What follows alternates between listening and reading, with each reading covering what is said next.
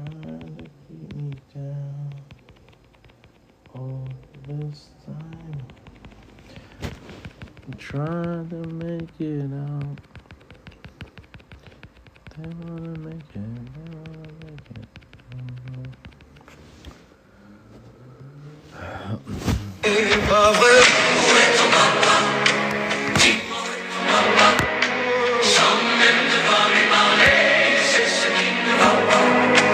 Here are 5 ways the NFL parallels slavery. Oh no.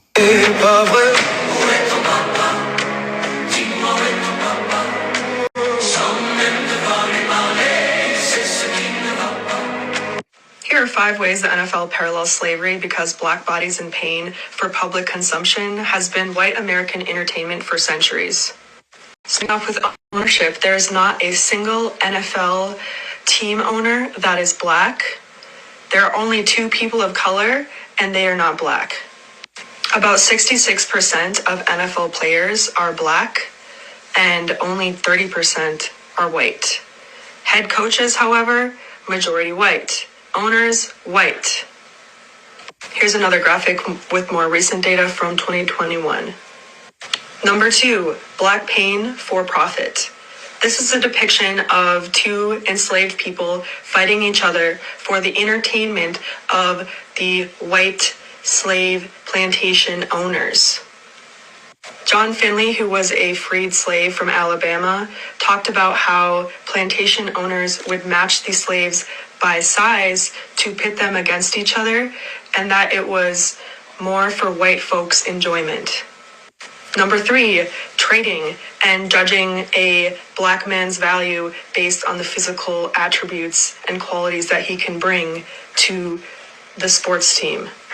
During slavery, white people would literally publicly humiliate black people by putting them up for auction in slave trades and would poke at their bodies. They would pinch their muscles to see how strong they were, to see how likely they would be for good physical labor for their profit. The NFL talks of players as an investment and wants to know their long-term longevity as an investment. Same thing happened during the slave trades because the slave owners wanted to know which person they could choose to have the longest investment in their plantation. Colin Kaepernick says before they put you on the field, the teams poke, prod, and examine you, searching for any defect that might affect your performance. No boundary respect and no dignity left intact. Number 4, verbal and emotional abuse. This is Rashard Mendenhall. He was a former Octavius Jenkins. Salute. You're so funny. Salute, brother. I think this is like a perfect panel, or the prompt, right? So here, I want to share something with you. Okay. So here, I want you to listen to an NFL player talk about. So I'm making the comparison or the parallel between the NFL as an organization and America as the government, and like what you see right now, the FBA, right, under a certain organization or certain government, right, certain president, certain coaches, certain ownership of them. And so what's interesting about this is that I'm trying to like line up the timelines about when Black Americans filled in these positions through integration through the football league, right? But it happened a little slower than it did at the lunch table counter or the school, this Brown versus Board. You know what I mean? Like this still lagged a lot, but at the same time, Black Americans, being the first quarterback, being the first Black American MVP, right? Or like there's limited spots for people within the NFL, like ownership or coaching, right? So like a couple black Americans coaching. There's never been a black offensive coordinator ever to this day. There's not a black ownership, right? So when we're talking about the people that have a design and how people have to play under their rules, right? And so I just see a lot of parallels with this, but I want you to hear this Glock, because he talks about, okay, we have a black American football player talking about, so okay, I don't know how to lead this into this because, hold on, give me a second. Let me grab that. Yeah. But you have to hear this. I wanted you to hear this specifically. Okay, so here goes the first video, and then I'm gonna tie this all together. Okay, here we go. Because you hate the NFL, the way they treat the players, especially black players. In a January 2022 interview in the New York Times, you discussed possibly suffering from CTE. Where are you at with that? Is that something that's... Oh, yeah. And of course, I mean, I'm not the same guy I was when, like, you know, even after I retired. You know, you don't know. I mean, like right now, I got onsets of Parkinson's. I got medication for Parkinson's. I'm going to tell you this, the sad thing about this whole deal is that with the NFL, and look, I just love playing football. And the NFL makes you hate the NFL, the way they treat the players, especially black players. So you probably you ever heard of race norming? They race norm the black players, race norm us. Break that down, though, because I remember reading about that. So what they'll say is, okay, take the black player and the white player. The white player was already smart. The black player was not smart already. If he comes down, the white player should get paid, but the black player shouldn't get, because he was already dumb, basically. He was already kind of dumb. So, and this wasn't even that long ago, though. Oh, this was like 5 years ago. Yeah. Wow. And they said that, oh, we won't do it again. I mean, it's like when we get hurt, like right now, you know, it's in the case with them for Parkinson's and CTE. We get so many that get denied. I'll give you a great example. My friend Christian Okoye. Nigerian nightmare. I was teased about it the other day. He got that accent. He's going for his CTE case, and the race norming thing came in, saying that, well, he's Nigerian, so maybe he couldn't speak good English. He don't understand. Crazy. I was teasing him. I said, maybe they right. Okay, Deacon Jones passed away about 10 years ago. I went to see. See how that was funny for him? How, I don't know if you caught that. I caught that at the end. Yeah. Let me rewind that one back for you. So he's talking about what he went through with CTE. You know what CTE is?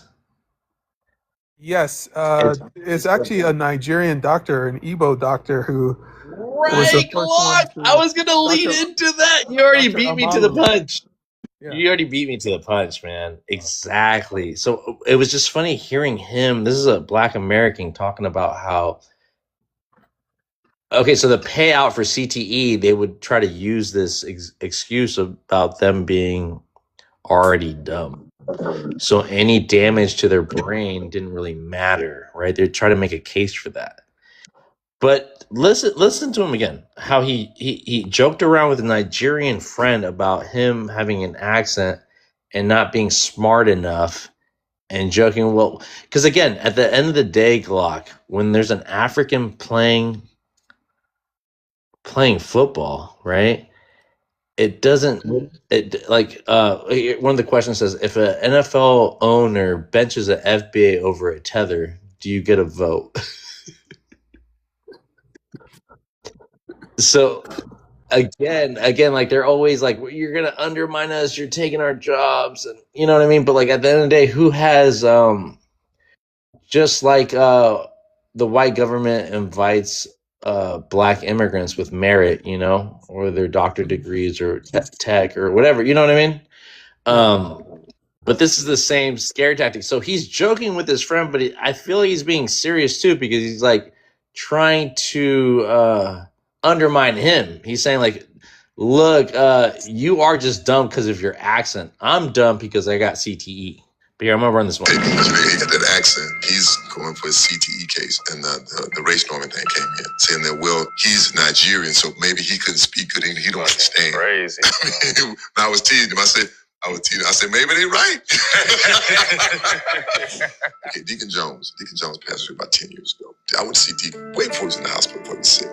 And then me and him talk, he said, what's your pension? I said, man, I don't know. I said, it could probably be, what, $1,500 a month? He said, you know what I get, Eric? I played 15 years. I get $250 a month. That's what I get, $250, $400. He said, I take it so they can have it. We have no health care. Like players like me, I pay for my own health care. Now, the players have health care 5 years. That's it. Did you know that the NFL and the U.S. military? What's the question? Oh, I want you to hear this too. But yeah, you're 100% right about the Will Smith and the concussion movie, about how he was Nigerian as well. Ebo specifically, right?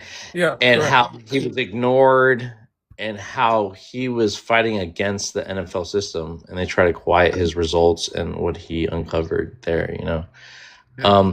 But isn't it like the parallel about him making fun of somebody that is Nigerian with an accent, and then the person that actually helped all Black Americans get a paycheck, the one that diagnosed us, right? Like, so that's what I'm saying about, and then how, oh my God. So I felt like that joke was very not funny, you know? Well, I mean, But I don't. He's an athlete. So I think he was trying to make a joke, but not all jokes are funny. But I'm not personally offended or anything by it. But chronic traumatic encephalopathy is a legit thing, and Dr. Amalu is a neuropathologist out of, I think, Pittsburgh, Pennsylvania, or something like that. And his work really did, help people who understand neuropathology describe it. And there's a whole field just studying different traumatic diseases of the brain that even boxers suffer from this, people in other sports other than football. So I mean, it's a big deal. But I'm not sure what the questions are. I'm trying to read the questions. yeah, here. go ahead. Let's go through them. Let's go through them, Glock. Go ahead, pick one, and then I'll flesh it out for you. Who really decides your job or position in America? FBAs or white T corporations or owners? Right. Uh, So again, the parallel is FBAs that tell immigrants that they're undermining them and that they should be deported and they don't belong here. But mhm. I don't know what that was. Who got invited here, right? Who got a chance to come here through their merit or whatever other means? So parallel with the NFL, it'd be like who got your position, right? I got you. Yeah. So it's not up to us about who gets here or an FBA or a Black American player to decide who's going to take his position, if you're going to be bench or if you're going to be a starter. You know, they pick you, select you because of their investment in you. You know, and that can range from white T players to immigrant players to the Black diaspora, right? Right. So this whole thing about them, but so back to the whole how Black Americans integrated within the NFL and have garnered all this achievement under this scope that was still discriminated, right? So I think you're saying it's like FBAs are upset at Africans for competing with them for a limited number of positions, but ultimately Right. it's the YT corporations and the owners who decide who is on the team and who isn't. Exactly. Just like the 14th Amendment was like, just like they run a percentage of all the athletes in the NFL, they still don't run who gave them the opportunity, who they have to fucking speak, who they have to what's the word I'm looking for? Who they have to who are their orders coming from? So you see, Black athletes are always discriminated or always like shunned or criminalized of their behavior. You know, you got Brett Favre, who just had the biggest welfare fraud. Yeah. No, right? And then you had like you have other players through their uh their sorry, their partners, right? Domestic violence, right? Or their drug uses, or Michael Vick, Michael Vick right? with the dogs. Yeah. Yeah, it's bro. Michael Vick is the funniest one because like think about what they're doing to black people on the football field, right? So all these come with fines and temperament and telling black athletes not to act like this or that, or you have consequences, right? And that does not stem for every athlete out there. I mean, they're finding niggas for celebrating when they score a touchdown. But more than that, brother. I feel like there are still positions in that organization that have never fulfilled. Like I just said, a black offensive coordinator. There's never been a black one. The black quarterback thing was such a big deal. That's why Michael Vick was a big deal, right? And they shunned him and they dehumanized him based off his his other affairs that he had going on. But what I want to relate this to, number two says, if the NFL owner benches a FBA over a tether, do you get a vote? You know, so back to like they don't really have a rule about who comes in and who comes out. They're not Right. Homeland Security. They're not owners. They are just mad that their position might be taken, that they might get benched. Yeah, they are subject to competition, and they don't want Exactly. to compete with other black people. So it's kind of like they're anti-immigrant because they don't want Africans and Caribbeans to be in competition with. So I do see the analogy. So this is like a football analogy of the diaspora war. Exactly. But in the NFL realm, Glock, they don't have a choice. Like they really can't like protest. They can't get on TikTok and be like, this African athlete is playing on this team. They love the melting pot when it's in their own best interest. Right. But it's not the black American interest, it's the owner, it's the coaches, right? The ones that pick them out in the lineup in the auction field, you know. And the people who benefit the most are really the owners. The owners make way more money than the individual players. The owners are billionaires. The players are millionaires. So of course, brother. Let me run this one for you real quick. Hold on. Sunday, but was built on segregation every day before that. Like the same league that preaches inspire change used to literally ban black players. Not unofficially, not quietly, but deliberately. That's the part the NFL doesn't like to replay. Because football might be America's favorite sport, but it's also one of its most American stories, built on race, profit, and power. When professional football started in the early 1900s, there were only a handful of black players, men like Fritz Pollard and Bobby Marshall. Pollard was so good they couldn't ignore him. The first black head coach in NFL history back in 1921. But by 1933, that all changed. Team owners, led by Washington's George Preston Marshall, quietly agreed to ban black players from the league. No rules written down, just racism enforced by a handshake. And for 12 years, not a single black player was allowed to suit up. They called it maintaining the image of the game. But what they meant was keep it white for the fans. The ban didn't end until 1946, a year before Jackie Robinson integrated baseball. That's when the Los Angeles Rams wanted to use the city's public stadium. And black journalists and activists said not unless you integrate. That pressure forced the Rams to sign Kenny Washington and Woody Strode, both UCLA legends who have been shut out of the league for a decade. And just like that, football had its integration moment. But it wasn't progress out of conscience. It was progress out of pressure. And that became the NFL's pattern. Even after the ban ended, discrimination didn't. Black players. Okay. Progress out of pressure, right? Glock. So you know what I think about that? I think about the 14th Amendment. the amendment that gave the descendants of slaves citizenship. But everybody else, because they always run that on us about how Right. we gave you this, but it was out of pressure about how YT people were were treating their property, right? At the Right. time. True. But True. same thing in the football league. It was done because they had no other choice. But again, the 14th Amendment, before any African recent immigrant came here, the 14th Amendment helped the white tea woman get rights.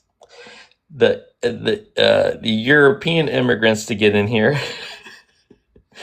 the ones that True. have no say for, right? Um, and then lastly, the African immigrants now, but those are the ones that they're barking at. So I wanted to highlight that for you because this is the parallels that I see. And after the ban ended, discrimination didn't. Black players could play, but not lead. They were steered away from the thinking positions like a quarterback or a coach. Scouts called them natural athletes, but never strategic minds. In the 1970s, Black players dominated the field, but team ownership stayed nearly 100% white. In the 1980s and 90s, every Black quarterback was treated like a social experiment. Doug Williams won the Super Bowl MVP in 1988. And white commentators asked how it felt to be a Black quarterback.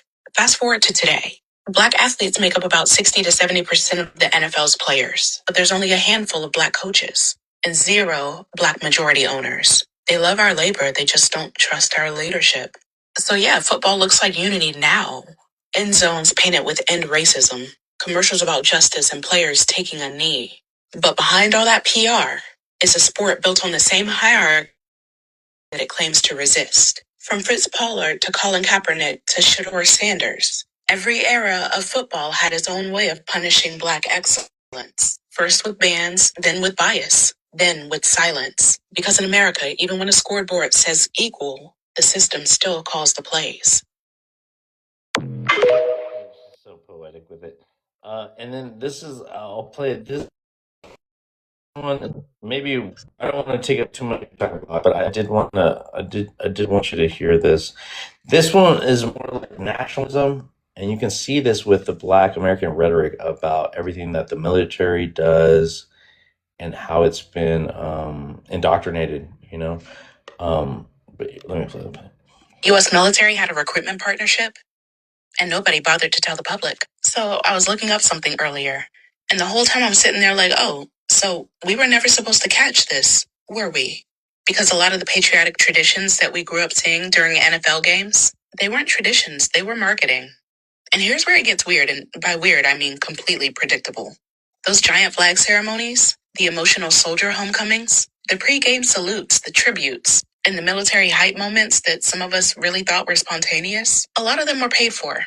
Not by sponsors, not by teams, by the Department of Defense and the National Guard, aka your tax dollars. Not as charity, not as a thank you. These were line item recruitment expenses. It was literally, we pay you, you put this on the field, young men watching feel something, and recruitment goes up. And the Senate's official phrase, not mine, the Senate said that it was paid patriotism. So let me give you the receipts because this is not debatable. Between 2011 and 2015, the Pentagon spent over $53 million in sports marketing deals. The NFL alone got $6.8 million for things like on-field troop tributes, halftime honor ceremonies, surprise reunion videos, players reading pre-written thank yous, service members running out of the tunnel, patriotism baked right into the broadcast. These weren't random gestures, y'all. They were deliverables written into contracts, measured, tracked, evaluated. This was not tradition, this was advertising. And here's the part that says everything about how propaganda works in this country. Most people had no idea that these moments were sponsored. The NFL didn't disclose it. Networks presented it like it just happened. The military didn't exactly volunteer the truth either. Meanwhile, behind the scenes, the Pentagon was tracking the emotional impact like a metric. Did it boost interest in enlistment? Yeah? Okay. Do it again. And when the Senate exposed it and made the NFL stop taking the money, the visuals didn't change. Because by that point, the association was already built. Football equals patriotism equals military. The marketing had finished its job. So yeah, next time you see a flyover or a field-sized flag, this is the context. It might still feel moving. It might look patriotic. People might genuinely tear up. And all of that's real. Yeah, I'm not going to take that from you. But the moment itself, it didn't come from tradition. It came from a contract. A PR pipeline built to make military service feel familiar, emotional, and normal, especially to young men watching at home. Now, whether you see that as strategic or manipulative, or just America being America, that's up to you. But the truth is simple. A lot of what we grew up calling patriotism was really marketing. And okay, this is the last one, Block. I don't want to take up too much of your time, but you spearheaded it with the Nigerian brother that. I mean, if it wasn't for African, all these Black American athletes wouldn't be getting these payouts from their damages, bro. And even the association try to contradict him or try to say that it was a African Nigerian brother who had to put it out there for Black America. I mean, Glock, am I tripping when I say like what Africans have done for Black Americans at this point? The way I see it, Black Americans are Africans in my Of frame of course, of reference. course. So I don't make that distinction. No, I hear you, Glock. But you know what I mean, though. You know, Yeah. when I'm talking about FBAs, like looking at African people that have not contributed anything, right? When they think about African people, um, and I don't know, was he was he first generation, second generation, or just like he just showed up? He was an immigrant. Dr. Amalu, I think he went to medical school and did residency in the United States somewhere, and became a neuropathologist, and became famous after noticing the histology and abnormal pathology of people's brains who received a lot of trauma. So he tied it all together. So yeah, and he showed how all this fucking labor, right? All this labor for entertainment, right? That we weren't aware of, just like we weren't aware of our condition or how we had to work for other people, Right. had a negative effect on our physical, our mental, right? And every aspect of our life. But also what I wanted to say with that is that how so quick they are to support people that are paying them out. So they shut their mouth, they don't talk, they're obedient. The whole conditioning, the whole domestication, right? The whole you see it with Black athletes that don't speak up, like Kaepernick, right? Or they stay neutral, or they don't speak at all until they make their next move, whether they get traded to another fucking team. You know when they say Africans sold other Africans. But you know what's crazy? There's a lot I think of of the draft. Go ahead, Glock. Sorry. there's a lot of bi-ethnics out there. People like me who have one African parent, one Black American parent, and they're second and third generation Africans. So many athletes. Africans are already here. We're already in the mix. We're already integrated into the system that most people don't see us. We're in plain sight. Like if you listen to me speak, you won't know that I was born in Nigeria, and you won't unless you see my government name. You'll have no clue that I'm African. We're in the same boat, Glock. So people, no, but that's part of a simulation, right, Glock? We did as much as we could, right? Right. And even though, like, I didn't know how to speak English until I got to high school, so just imagine that, right? But even then, like, so part of a simulation is you assimilating to America, whether that's Black America, code switch to white tea America, like you still have to do that assimilation. So they're like, don't assimilate. You're a tether. You can never be like us. You can never talk like us. Even when they force us to only speak English and don't speak any other language, because again, this is a xenophobic kind of mindset, right, Glock? So, so they want you to assimilate, but at the same time, they want to point you out and target you. Yeah. Yeah, And it's so I weird. feel like that's how. They want you to be on code, meaning they want you to assimilate. But if you assimilate, then you're cosplaying. You Yeah, see what yeah. I'm You're saying? tethered. Yeah, of You're a course, bro. tether. So okay, if they want you to act like they act, right? They want you to speak like they speak.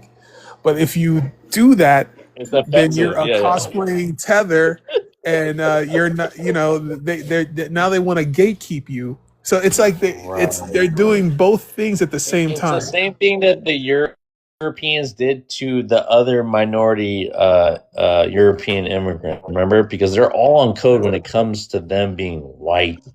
They're all in the same. Like even though they're fighting amongst each other, they all know that they all pick the same box of white because white is geographical location, and now they're all European, and now they're all on code.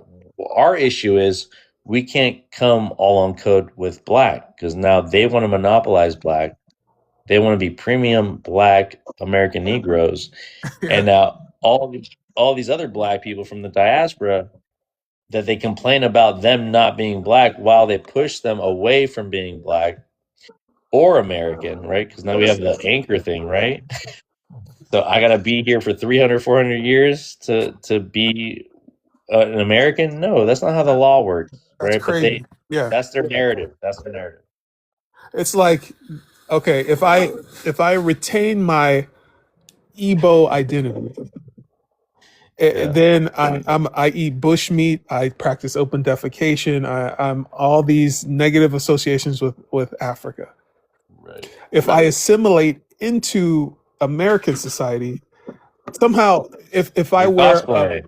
I'm cosplaying. Even if I wear a suit and jacket, somehow I'm cosplaying FBA. I don't get it. If I, it's like Yeah, they have they call centered that a monkey themselves. suit, Glock, for a reason, right? Because even Black Americans are copying. I mean, I don't know where the suit originates from, but Yeah. I mean, any cloth or anything that is again, they wear the team's jersey, Glock. This is what I'm saying, bro. All right. They're not allowed to wear. Remember the basketball thing? Remember Allen Iverson? He could not wear his hood shit, even if he was benched. He had to wear like a suit and tie, right? And they would Right. find the players every time they showed up with the chains and the do rags. But somehow wearing And you know that. Yeah, go ahead. like Sorry. my wife wears. She's an attorney. Well, she was an attorney before she became a mother and a housewife. But she wears Ralph Lauren uh, clothes. So is wearing Ralph Lauren cosplaying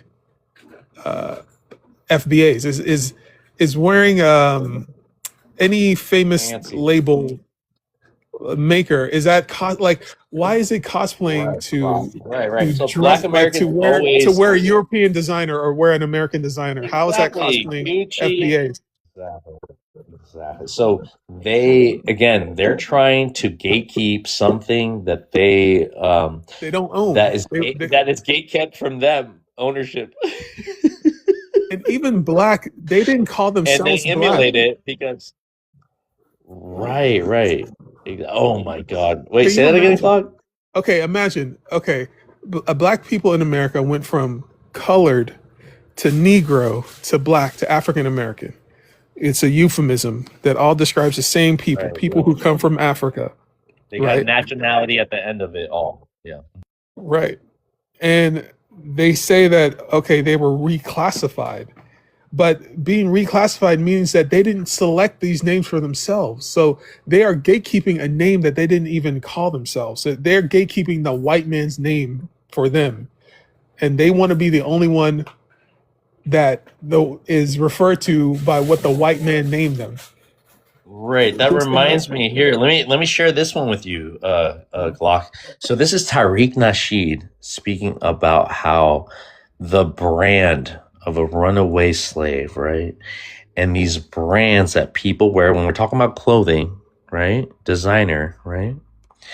And how even their names, right? Their last names, their first names, Smith, whatever, they're proud of that, like, House Negro title, or like their premium blackness compared to another slave owner's plantation.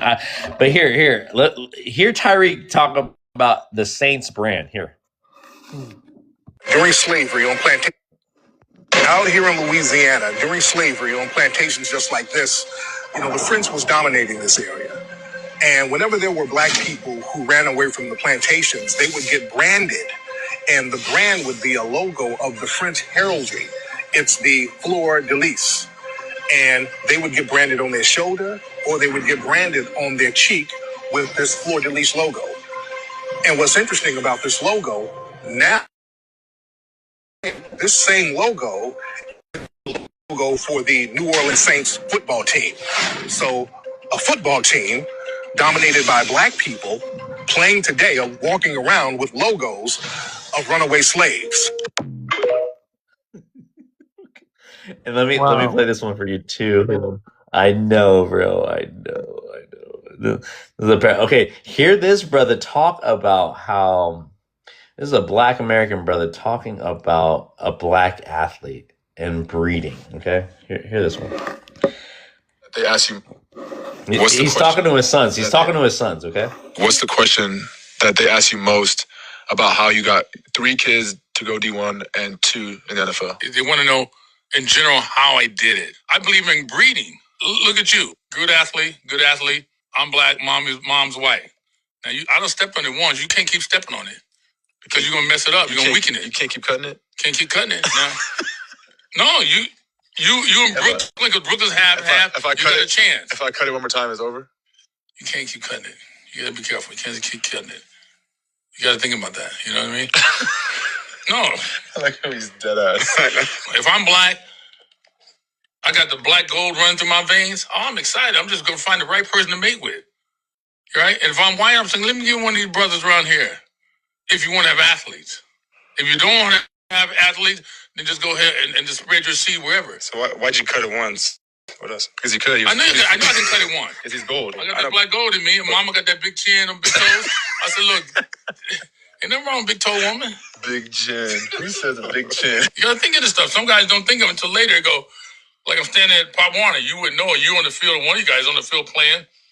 And I was talking to a guy, told him this story. He goes, you were thinking about that, John? I go, yeah, you weren't? He goes, hell no. I go, man, he's little, the wife is little, kids are little, everybody's little. It's over? Little.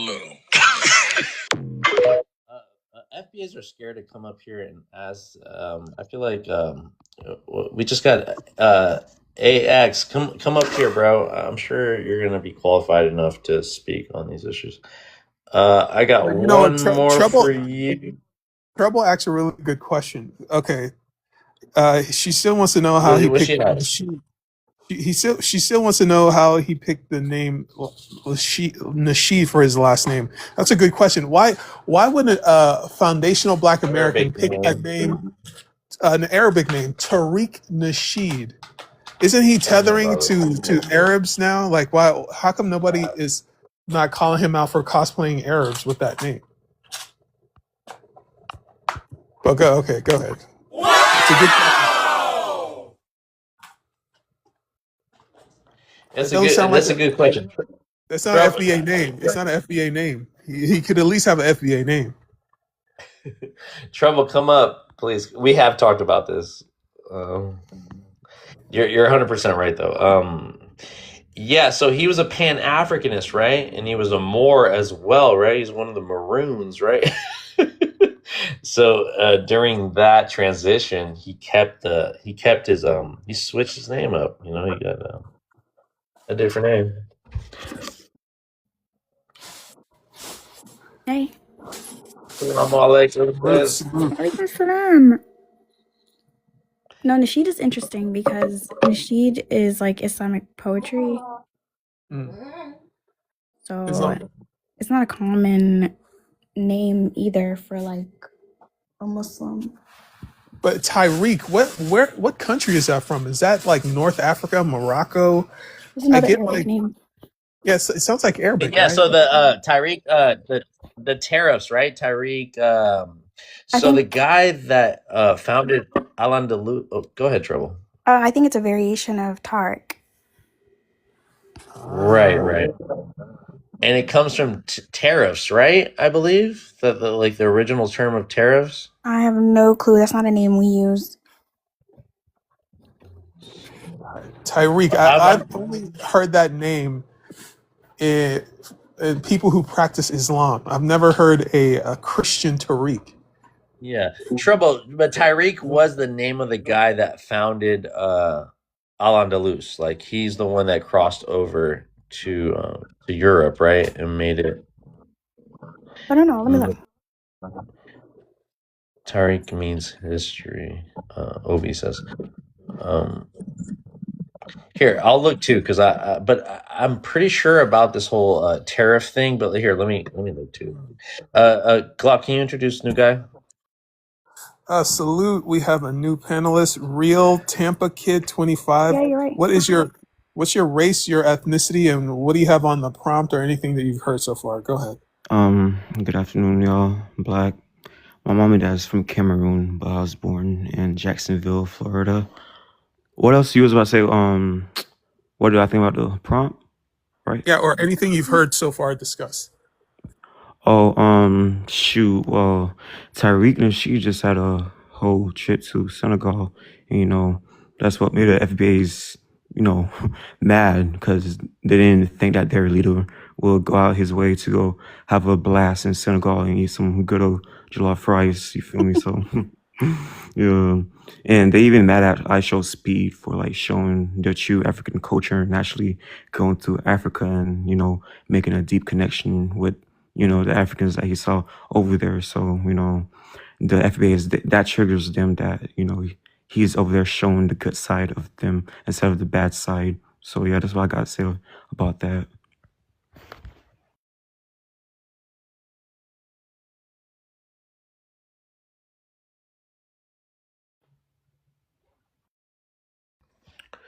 All right, thank you, Real. Yeah, we know he's over there eating jollof rice, using all that FBA TikTok money to Yeah, go I saw travel the world. he was there grinning over a shiny plate of jollof with bushmeat. It's really interesting that he hates Africans so badly, but he's on the continent. I think he's just grifting off of iShowSpeed's success in Africa. He's just like trying to hop on that bandwagon because iShowSpeed is trying to killing. be a streamer, Glock. Exactly. He's tethering to iShowSpeed. And let me just say this too. iShowSpeed is not an FBA. He's proud of his African roots. Even his father was talking about how he was an African. He has roots in America, and I gotta replay that video. But iShowSpeed told his dad, "You're African, brother." Like, and I feel like, I mean, everywhere iShowSpeed went in Africa, he found a twin in every country. God, yes. Sure. Yes. And it's so funny. It's so like, especially in so Tanzania. amazing. When he was in Tanzania, Yeah. he found somebody who looked exactly like him, bro. What? That's crazy. Right. And I feel like it was. Oh, sorry, I'm echoing. My fault. No, you're good. You're good. I just feel like he confirmed everything that he was believing in, and if it wasn't that, if he didn't feel connected to Africa, he wouldn't have never done that tour. You know what I mean? He would have Wait, his believed dad? he would have believed all that bullshit. Go ahead, Trouble. His dad is FBA? Or he His just dad, I'll run the tape back for you, Trouble, but his dad was trying to convince him. I think he's a pretendian or something. Well, kind of Glock. I can't even call it that but he was saying like all my family came from America. Like I'm not from Africa. And iShowSpeed was going back and forth with him. Yeah. If you guys haven't seen it, I'd be happy to share it with you guys. But yeah. So long story short, all I'm saying is Tariq Nasheed is trying to take some of this energy that iShowSpeed got with all the love in Africa. I think the last thing that Tariq Nasheed, he was in Mexico before he went to Africa with all that FBA. wait, he's in Africa too, like right now? Yeah.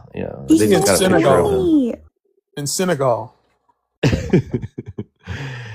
Yeah, either way, he again, just to all the let it be clear to all the FBAs, okay? FBAs know that they have lineage in Africa. Any fucking FBA claiming that they're not African, just let it be known right now that Tariq Nasheed has no problem on his website and in his own actions right now in Africa claiming Africa.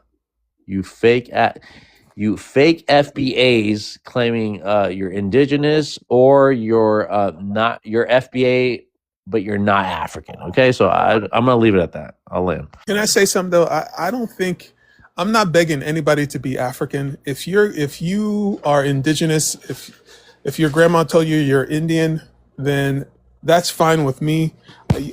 Not everybody. I think Africa should be more exclusive. I wouldn't even want FBAs to be associated. I don't want to be associated with FBAs. So I'm inclined to let them be indigenous, let them be, claim whatever tribe they want to claim. So if you say you're Blackfoot or whatever it is, Choctaw, then that's you. Then I'm happy for you to It's go between and associate. genealogy and your God, right? Whatever your phrase, right? Right. And so look at this guy, FBA Godzilla. FBA are the only American. No, YT people are your former slave master. Those are the original FWAs, right? And Yeah, those, actually, do the FWAs agree with that? That they're going to and tell that's you. why I have them up on the prompt. Exactly, Log. Right. Oh my God. You know what's crazy? I think FBAs need to show leadership when it comes to joining the military and defending the country that they built. So where's the FBA leadership when it comes to, answering the call to duty and defending the country that you built? I know never heard of that. yeah, where it's all about they're patriotic when it comes to reparations, but not when it comes to defending the country, picking up a gun and going to another country to fight other people. It's true. It's facts. Yeah, I never seen the FBA talk bad about the military, nor talk good about the military. Like I'm surprised that they never bring it up.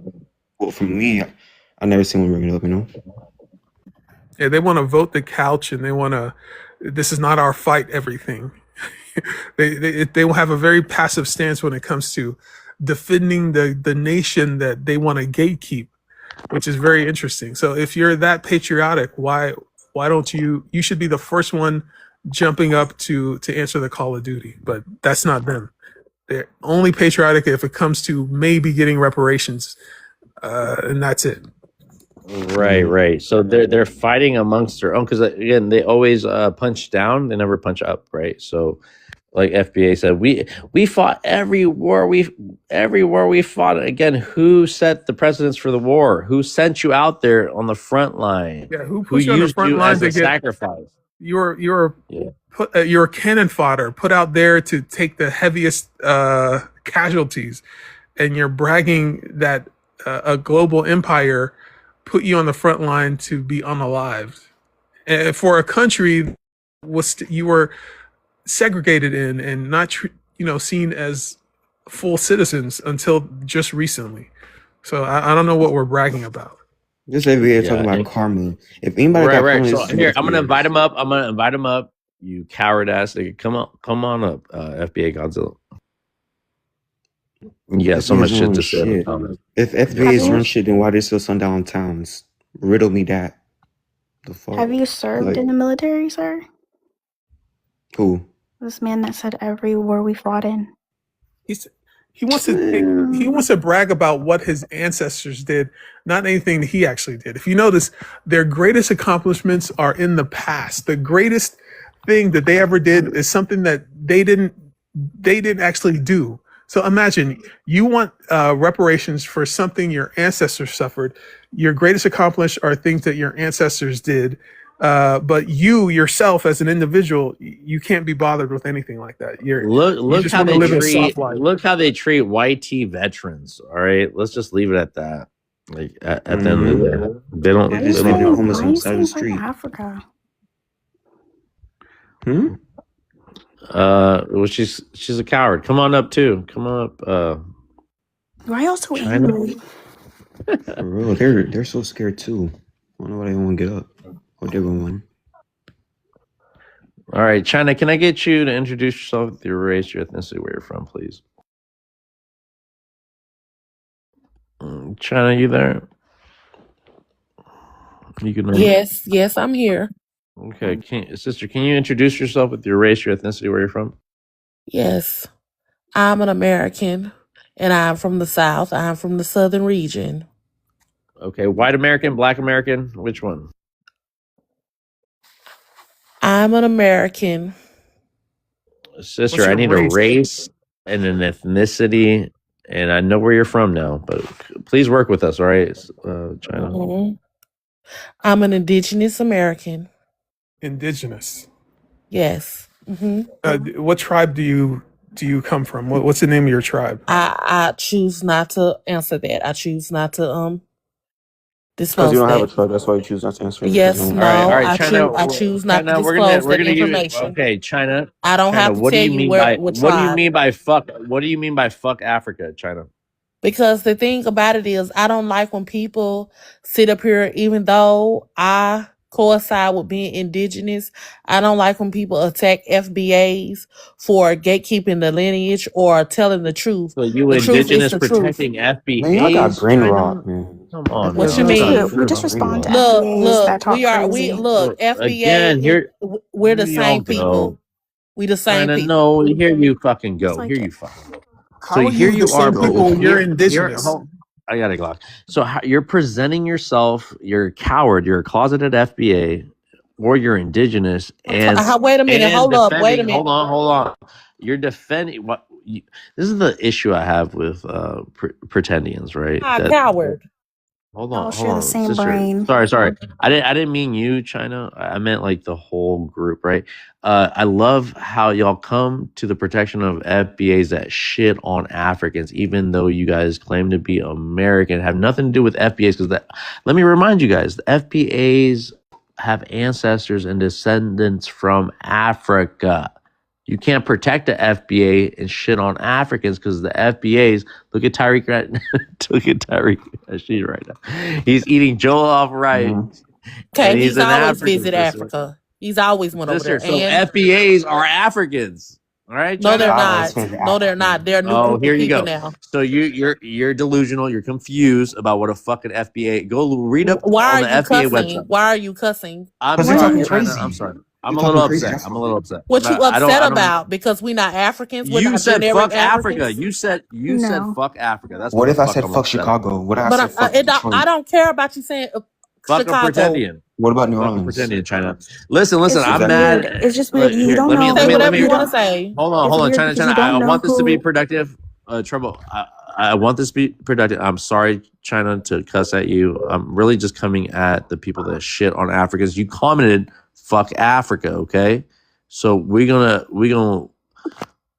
fuck you right back. You know, we're gonna give you the same smoke. F us right back, cause baby, It don't. It Black really at this Hold on point. Americans, now. No, we they Hold want. on don't. Wait now. a People aren't minute. doing Let's that. be. Hold on. They Hold hold I'm on. on. gonna let Let my me say sister. I'm something. gonna let Let my me say sister why is Trouble. everybody talking? Let me say I'm something. gonna let my sister Trouble talk to Hold you. on. 'Cause, Okay, first of all,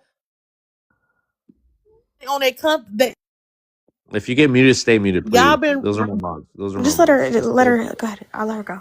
Go ahead. I don't know who's they've been muted. reaping the benefits what our ancestors paved the way for. So what you mean? FBAs are reaping the What benefits. ancestors, ma'am? You're No, indigenous. no. Ma'am, you're Listen, this is indigenous, what ma'am. I'm Exactly. You have nothing to saying. do with So FBAs. You have yes, I nothing to do with do. Yes, FBAs. I You have do. nothing Yes, to I do with do. Yes, I ma'am. do. Because if you listen and stop thinking you know everything, then you can hear what I gotta say. Ma'am, just because you make shit up doesn't mean it's I'm true. not making anything up. You don't want to listen. Y'all Can we have a take it a step back? problem. Can we Y'all take it have a a All right, step we're gonna problem back? listen. because We're gonna people are China.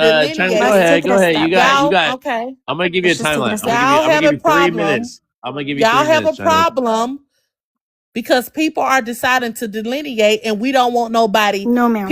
We don't want nobody freeloading off the backs of our ancestors no more. That's the problem. That's not our issue. When have Africa ever helped us? Ain't nobody ever helped us, baby. We've always stood 10 toes down and You made can't sure get we a fed check. ourselves. You We fought can't get a our own check. fight. We fought without our being own fight. African Ain't nobody descendant. come and help us. What is you talking about? So keep It's fighting that good always fight. been us for us. And Ain't now nobody you're gonna ever have to put a deal foot in with and help white tea her, people. us. You're gonna have to deal with African immigrants. You're gonna have to deal with everybody. You're alone.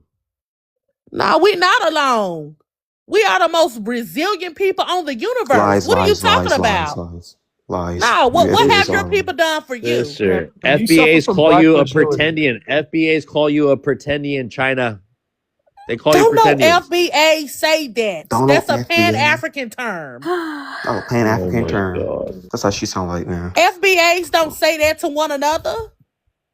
To one another. I don't know if she Anyway, knows what I an just I don't want to FBA make a is. point. understand. What are you talking about? Okay, What are you I talking want about? They don't say pretendians. They to come take it from a step back. Pan-Africans and Africans Take it a and step Native back, okay? Americans. You don't know who we What came across, FBAs right? you talking about? Ma'am, Stop lying on FBAs. Y'all be trying to cause You can divisions never. between are You you us. are can you never. are you We done? notice that's what y'all be doing. No. You ain't You got saying a lot nothing of that we haven't FBAs heard that before. claim that they are indigenous as well. What are you talking about? Right? They can't get that reparations check Don't from don't the worry white about team man our because the white team reparation. man They not only for you. recognizes, right? They So not for you. listen. Your white tee former slave master is not for me. You're right. You're 100% right. I didn't have I a don't white have slave anything to do owner. with. I didn't have a white slave Hey, owner, listen. sir. The only way you're gonna get the reparations check, you want a reparations check or not? No, we don't want reparations. We want All right, you're not an restitutions. FBA. FBA's want No, that we check. want All right, if you're restitutions. indigenous, I you already just got told you that I'm check. Yeah, dude, indigenous. they You're want that not check, you're man. not part of And the five I civilized just tribes. They told you want the what I check, am. man. I You're just not told part you of the what I five am. civilized. Where What were did you you at tribe? when You the never said. Where You were you never at said when the the tribe. Indians were getting reparations, man? Where were you at when the Indians were getting reparations and casinos? Ain't How no, come you and they didn't ain't collect? gave. Hold on, first of all, they Where were you at? they ain't give the land back to the Indians yet. I don't know what you're Okay, talking about. Listen, so Indian okay, is a ma'am, misnomer, ma'am. you're So it's indigenous, right? African American. So it's the term African Okay, American. ma'am, you're not African American. I'm happy that Exactly. you're Let not alone African So if American. we're indigenous. gonna say Indian is a misnomer, so is the term African American, So and we is never wanted to indigenous. call ourselves that. Indigenous to We never Africa. wanted exactly. That's what we claim. Amber, That's no, what we I'm not claim. from Africa. My family, Well, I we got are. We are. You're on paperwork. an African I panel. have You're paperwork to on an prove that African my panel. folks been here. You're on My an folks African been here, panel. sir. I thought you knew. I thought you knew you were on an African panel. Did you think you were on an indigenous? It don't matter. You brought me up. Okay. It does matter, We- Cynthia. We have to make it clear. You want an You echo can't be chamber? hollering. You want can't an be echo hollering. chamber? I just want to know what you're so No, upset but you're about. not teaching us. You're not teaching Want us an shit, echo Cynthia. chamber? Or Why are you're you not so teaching us angry anything. with your Indian? Why can't you just be? Matter. That's how You're not. FBAs You're not a are. very. The colonizer. You're That's not how a happy Who FBAs Indian. is? are. You're not a happy Indian at all. Why don't you FBAs are go? want to be At least Yeah, colonized. FBA is recognized that Why they're don't you eat your African. cornbread, do your This powwow, is and be FBA. happy? Exactly. Go eat your alligator. Hit the Oh my, teepee up, y'all are shoot so the bow and silly. arrow. Do what you do, sisters. Yeah, Smoke we the did all that. chicha, It sounds smoke the like y'all mad tobacco. because That's nobody fine. is That's with the fine. Pan African movement. I'm Nobody. not even a Guess what? Pan You're African not. You're myself, so I not. don't know what you're Okay. talking about. Ma'am, You're I'm not not as Pan African. united. You're not Pan African. Okay. Ma'am, we've already delineated. They're I'm not. They're Igbo. not Pan You Americans. can't. What you They're not delineating even from? Pan Y'all Americans. I'm ain't Igbo, delineating ma'am. from nothing. Ma'am, I am Igbo. I am not you.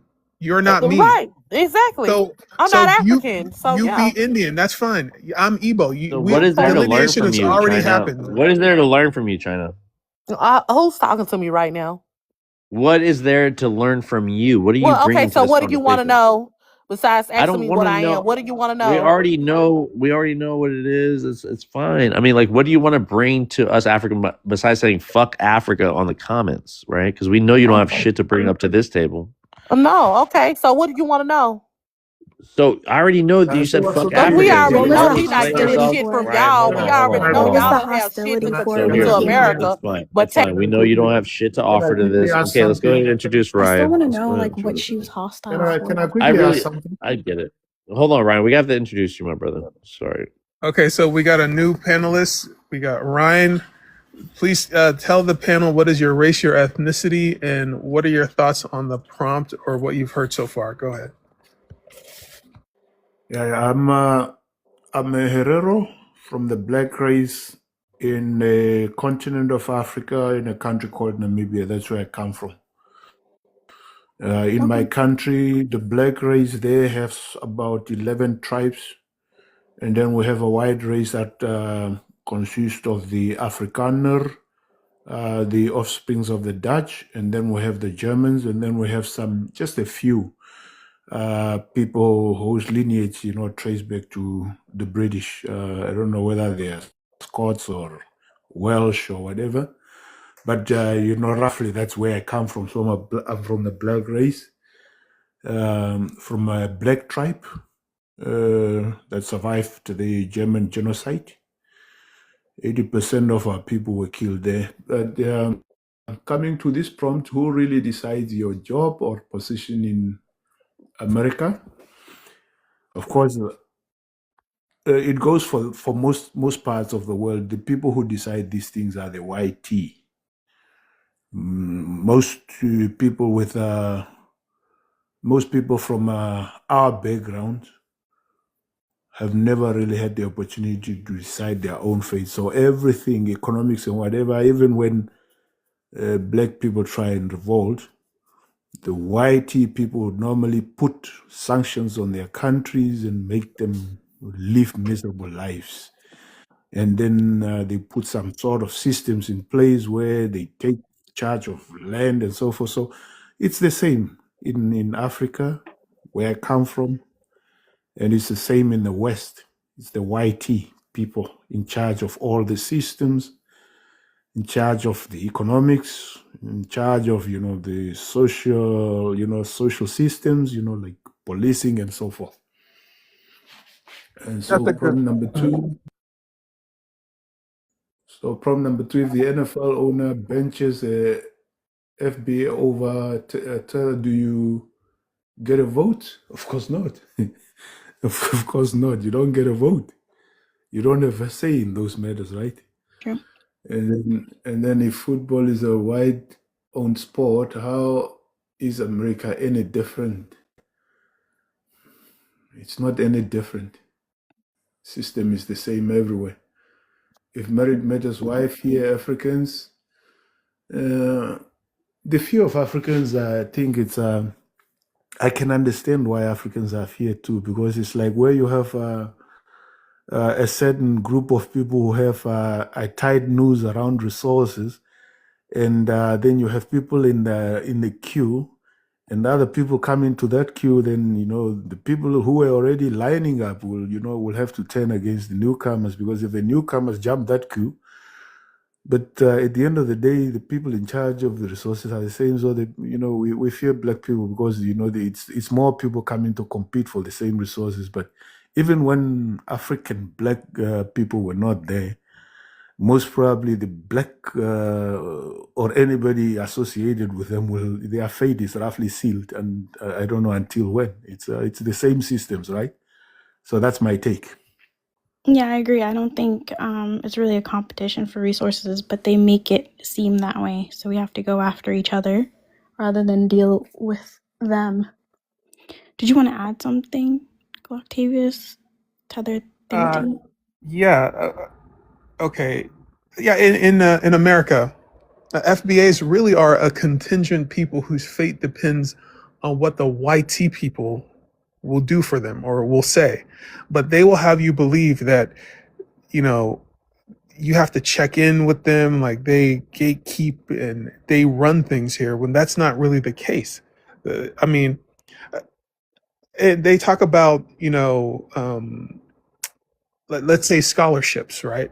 They say, I've heard the FBA complain that Africans are taking scholarships that are put aside for black people, right? But we are black people, and scholarships are determined based on test scores and grade point average.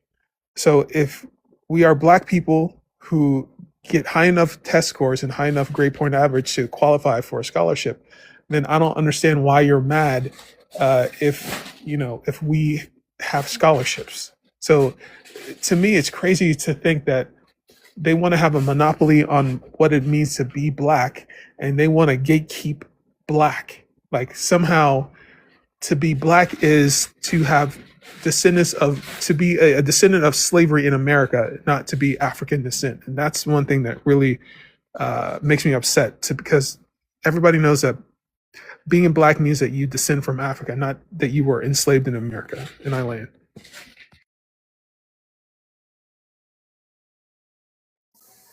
Hello? Yeah. Welcome, Mr. Beltaas.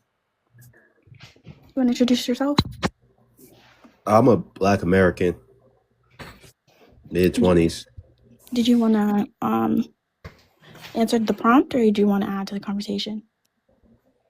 I mean, I want to kind of stay on topic with what y'all was talking about. There was a lot to debunk right there. Like the identity, the global blackness, the term being black, that was popularized by black Americans. We were the first people to really call ourselves that. In Africa, y'all was going by tribes. You could look that up too. Even Google will tell you. Black Americans popularized the term blackness. Yeah, but I mean, we all have, like, in our own languages, the same, like, black identity, just in different words. You know what I mean? No, you Well, guys yeah, got we have tribes. yeah, we do have tribes, but like We also have a people. racial category. So in Igbo, black is Agburu Oji, white is Oyibo. So we have racial categories in our Moreno in tribe. Spanish. Yeah. Yeah, but you guys never went by a collective term of So blackness. And when y'all started you're doing that, we made it cool. How Like do you we know made it that? like so pop. you made It's not the true. Germanic term black cool. You made a white tea language term of melanin cool. Yeah, because You that's made what we are. you made Negro cool. I mean, what tribe are you from? Okay, hold on. What does that matter? What does that matter? Let me You fucking go. let me say something Mr. real I mean, quick. you come over here, Go you ahead, Glock. identify Go ahead, as Glock. that. You're coming over to Okay, America Bro, and I being will a part of the drag system. you, okay? Hold on one sec. We have to understand where these racial categories come from. Here with me. You take Hang it. on, just give me 30 seconds and then I'll mute up and you can respond. So the 1600s, the modern concept of Negroid, Caucasoid, Mongoloid, and Australasian these were white supremacists came up with these racial categories that you are trying to monopolize. So the white supremacists put themselves in the white tea category, the Caucasoid category, that is the supreme category that's close to the angels, and they put the Negroid category all the way at the bottom near the animals. And they put all types of associations with these categories in order to facilitate them dividing and conquering the world based on skin color. So this category that you are claiming that only applies to you was applied to everybody on the continent of Africa, which you descend from. So when they were saying Negroid, they were talking about people from Africa. The slaves Property. that came to America came from Africa too. That's how you got the name Negroid from Africans. But when they divided and conquered the world based on skin color, Negroid was for Africans. This is why Negroid, colored, black, African American all applies to the same people, the people who come from Africa. So for you to now want to monopolize a term that is for Africans does not make sense. You understand how black is bigger than African Americans? It's something that refers to Africans. This is the mistake that you continuously make, and it's doesn't make sense. And I land. Go ahead. But why did you just try to equate Africans with being black then? You just tried to complain and say that black Americans are the ones that act like everybody. Mister, you have more an affinity to white tea. No, let him answer. Let him answer. Why did you just try to equate? He's not equating that. You just said that black Americans, y'all made this whole thing. Okay, if you're an FBA, are you an FBA, mister? Yes. Okay, so FBAs descend from Africans. Their ancestry comes from Africa. Okay, but why did you just go on this whole monologue about how white tea people came up with these terms to put us at the bottom, right? But we're trying to explain how... Hold on, let me finish, bro. You sat here and just cried and said that black Americans, you act like y'all the only ones that are black. No, we don't act like shit. Shut up. We don't act like shit, nigga. You just hold on. The guy just was talking. So I said premium black. You want to monopolize a term that was branded on you, mister, just like FBA that was branded to you as Tariq Nasheed branded y'all, right? You want to give more leverage to a term that was given to you. You don't want to talk about Brandon, bro, if you're African. You don't want to talk about who branded who. If you want to do that game. What's your name, mister? What's your name? What's your European name, mister? White people taught y'all to write down their own letters. What's your European name, mister? Where are you from? Where are you from? Let's talk about your mister. I'm asking the fucking questions here, or you can go back in the fucking comments. Exactly. All right. Why is this deteriorating? No. No, this is an African panel. You got to answer to Africans. Ain't nobody answering to no fucking FBA on my fucking panel. Shut the fuck up. Shit. You ain't running shit on nobody's shit. Go back to a fucking FBA panel, please. Because we're not gonna do that here. They Are be they acting all to a so title. hostile? What do I say, Trouble? They're just all hostile. I don't understand. They have something mentally is wrong with them. That's why I be trying not to laugh at them, because, you know, that could be something really No, wrong I with them. think Locke did a really good job of trying to explain to him, right, about the Mhm. history and where etymology comes from, where terms come from, where names come from, where ownership comes from. But they never want to learn that history. You know, they rather go with whatever's fed to them now. And the new thing is to hate on Africans and African immigrants and immigrants in general, and that mimics this current administration against immigrants in general. Tethers, illegals, so on and so forth. Like we're not new to this shit. Yeah, they keep saying this false narrative that black started in America, when It's it not. was the Europeans who created these racial categories in the 1600s during the colonial period where they were colonizing the whole planet, and they did this to facilitate, enslaving Africans and colonizing other Chattel countries. slavery.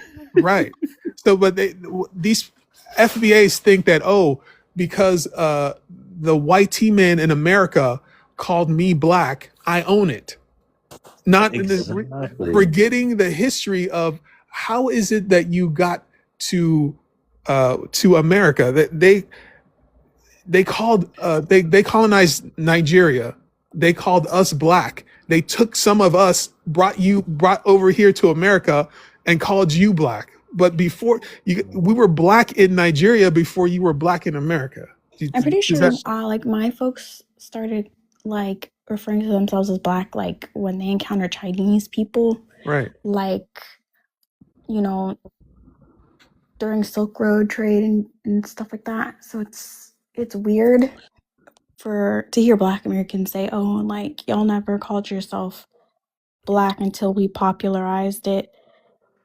It's Hold on, As if hold on, Mr. James Brown is what made black a thing. Yeah, Do you have be a black document and of y'all doing proud. that? Hold on, Mr. Belt to ass. Let me put Belt to ass to you, right? I don't want you to put your name out there, but I'm pretty sure you have a European name. Your name's not like Loctavius Jenkins, is it? But regardless of the fact, I only prove this to say to you that back to shout out to Obi, right? The FBA is nothing but YT culture. You know, it's a sub T YT culture because everything that's derived from it, which is indoctrination. I mean, it's 500 years, right? 400 years plus of that. Like, how do we not understand that there's some trauma attached to that and how you guys think about your ancestors? You have more affinity to the white foundational white American than you ever do a brother and sister from the African continent. So we're just here to try to educate, you know, at the end of the day. We can roast, we can talk shit too, but let's keep it constructive. I'll let you back up here, Mr. Bell. All right. Yeah, But let's try to keep it constructive, but don't throw like little jabs and say I'm crashing out when I get back on you, because you don't want to talk about who colonized who and how I'm impacted, because you guys got impacted too. So let's not do that. I But can have a European name. statements, but you of make course. statements implying stuff about us that's just not true, you know? Right. So What did I Tro- imply that's like not true? like Trouble, when you trouble. Let said me tell them this though. We kept our languages back in the continent of Africa, even though there are some countries in Africa that were colonized and that we speak their language now. There are aspects of Benin, Mali, Ethiopia, right? Like where we fought all European powers, right? Somalis, right? They fought the French. They fought British, right? They fought Italians, right? And they still kept their identity. Like you have to value Yeah, that. when you said You can white people taught us how to write, you know how many writing systems like Well, we you're East have? African. If you're Ethiopian, not you. But we We, have in CBD in so Nigeria. you a nigga from the South, all right? You're not from the Yeah, North. but Like, if this you're again, West shut the African, fuck if you're up, gonna dude. this throw a goes. jab about me having a European last name, they taught you guys how to write letters. So let's not You do ain't a that. real You can nigga. take From, jabs if too. you Who only taught us Hey, to hang write you only a letters? real No, you're black East, American if not you're you, from Trouble. the You're South. East If you're from the African. I'm talking to North, these West you're Africans. not. You're hang on, hang you on. a house Negro. We're field All right, see, you want Negroes, to be right? disrespectful. You don't want to have a real No, No, conversation. you are being disrespectful. No, you're For being you to disrespectful. I'm no, I'm for giving you the same not energy. look, listen, you're not African at all. Remember that. So don't be trying to split East Africans All and right, but West let's not Africans talk about again. who got beat Let's up just by the keep it white people. constructive, Yeah, remember? keep it constructive Bro, because we can do this all 500 day. years, But there are mister. writing 500 years. systems. There's proof of writing systems all over Africa. Yeah, in North And Africa and East Africa, not I West said we Africa. have it in West Africa too. In Where? Igbos, our writing system is called in CBD. Y'all don't Look it use up. that. Y'all We use do use it. Latin. No, y'all don't. It's called in CBD. We still Show me a document of CBD. show Show you me a a document. document. You just Google in CBD, you'll see it. And the Cameroonians, they have an ancient writing system too. And you just are you So googling this too? I'm about to no, Google I'm this not too. Googling this. This No, is go my ahead and Google history, it, sir. mister. This is I'm not your showing you where you panel, can right? find So it. you go do that research. And let me remind you of one other thing, right? So the experience of colonization is different than the experience of enslavement. We were colonized in Nigeria. We It's the retained same our thing. ethnic. It's not the same thing. When you're enslaved, they take you away from your land and they take you back to their base camp. You are indoctrinated into their religion, their culture, their language. Breaded, Your indigenous culture is stripped away. And what are you left domesticated. with? You're left. You become domesticated and you see yourself through the eyes of the white T man. This is why you're up here arguing with me about FBA's own blackness, because that's the only thing that they left you with. They stripped away your authentic identity. The only thing they left you with was a racial category, which was like a caste system that they made for you. And now that's what you cling to as your identity. Your identity is found in what the white T man called you and the documents. And let me tell you what census colonization left documents. you. Can I tell you what left Africa? I still have my identity. I still No, have my identity. can I tell you what sir. it left you I though? still What have. else it left you? Okay, but let's see what you got to go. Say Okay, what you got to say. let's talk about their problems. You have this sovereign nation, right? Okay, I'll give you that. You guys were colonized. We were enslaved, right? You guys are so much better. Let's look at what's going on. You from Benin or what country you said you're from? Nigeria. Oh, you were Nigerian. And you saying this? So you Yes. hanging your All right, I gotta call. wait? Let me Look at you finish. Let me talking. finish. You're No. I can't do that. I can't have you do this. When we're come out. doing. You know about to get belt to All right, ass. all right. Well, the belt was already belt the ass on your American Negro ass. Relax. Mister. If we're gonna do this constructive, let's not. You're asking people what they are, and then you're laughing at them about what they are. Okay. Right? Yeah. So again, when sorry, Glock, when you, Mr. Me, I was Belt, like going. I we was don't going to say continue. like. No, I know. Let me finish. This is an African panel. Remember, you are a second thought on this panel. Okay, you're privileged enough Tapping to out, come bro. up here Let's talk and about talk. Nigeria. Stop tapping out. You want to I will talk? just. You will live in the comments. You will live in the comments, Belt. Right? Because you American Negroes don't know how to act. Y'all think you live in the big house. You know, you house Negroes think that you are privileged enough to come on the African panel and flex. But let me fucking remind you every single fucking time that you don't know what the fuck you're talking about. Speaking among African people that are prideful, even FBAs that are prideful about being African, okay? You're not an FBA if you don't have ancestry in Africa. You're not an FBA if you're not descended from an African. You can't get over that, right? We just had the other brother up here or sister that was a indigenous FBA. That doesn't exist. It's not. It's delusional, right? The white T y'all know where they bought y'all you from. They know exactly what countries they bought you from. So let's not pretend like they don't know that you're lying. Even Indians know you're lying. That's why they said you're not them. So when you are trying to claim all these tribes, the people in those tribes know who is and who isn't a part of that tribe. But go ahead. No, you're 100% right. You guys can allow them up if you guys want to, because I'm tired of belt. We put belt to ass on that American Negro as much as But here, I do want to say this while you're trying to come up, right? That you have to fall in line, bro.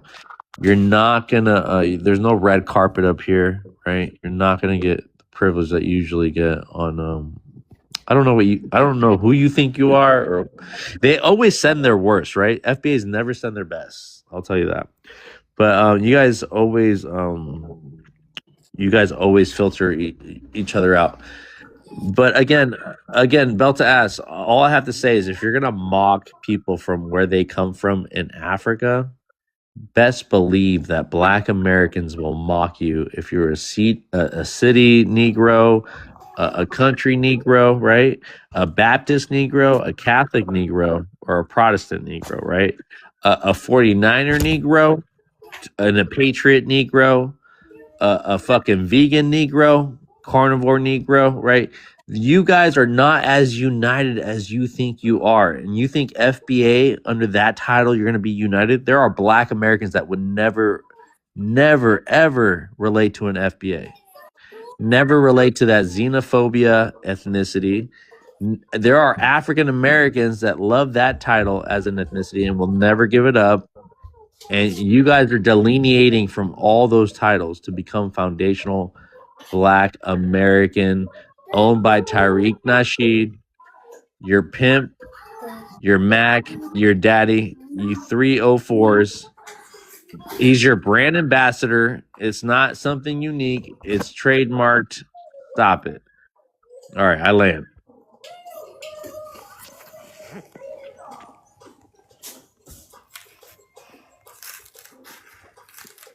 It shocks me how they think every part of Africa is poor. No. Like, they think every part of Africa is very down bad, you know?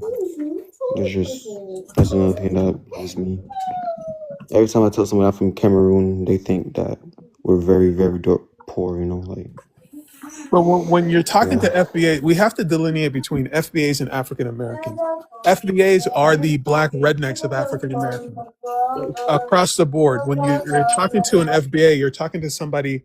These are people who are either government dependents, uneducated, poorly employed. These are people who maybe they have a record. Something is holding them back in being successful in life. So they're angry at their lack of success. They're angry at their lack of competitiveness.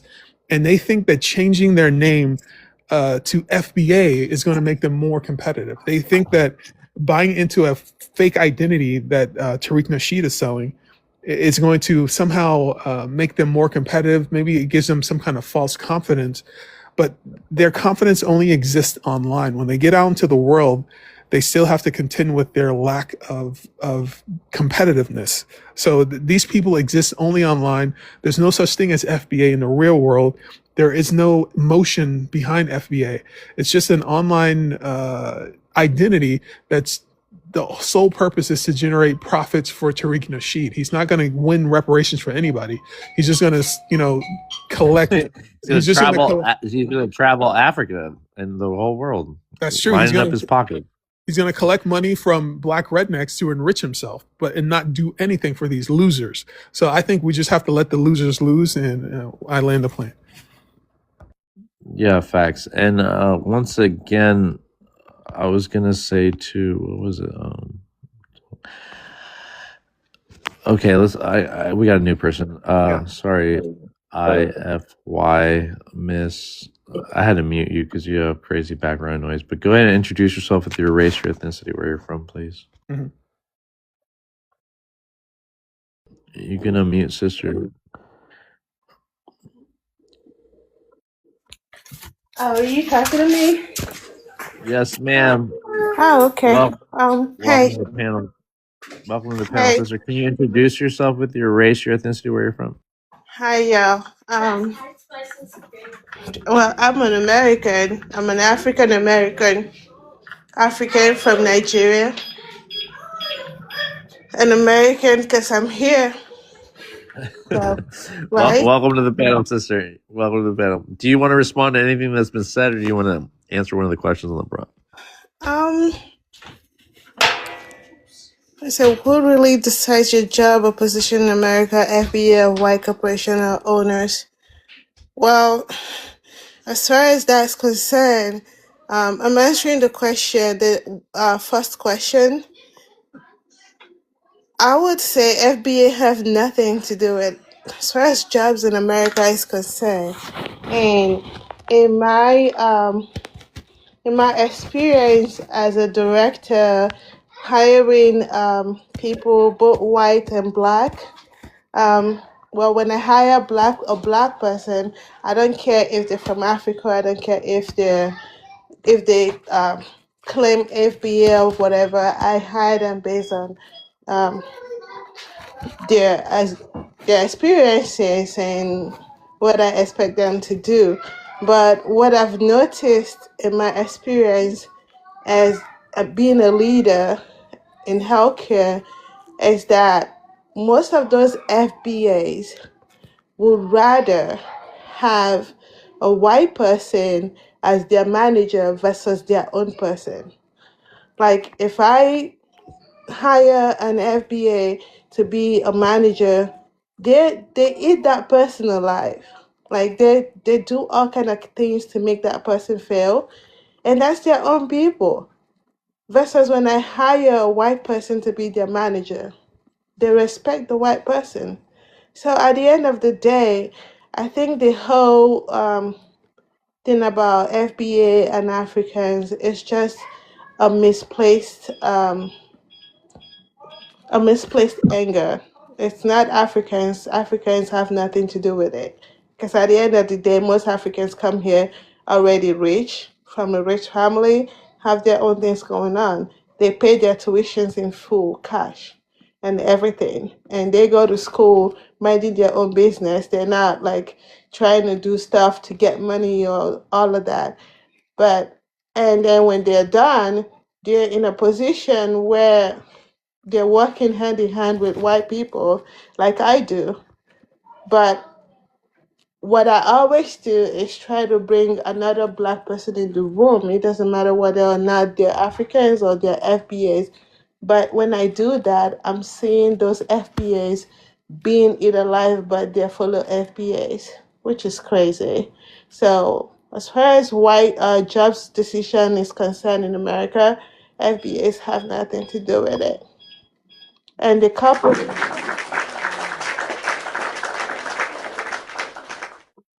and the corporations will pick an African to be at the head of their realm versus an FBA because they know these things that I'm saying.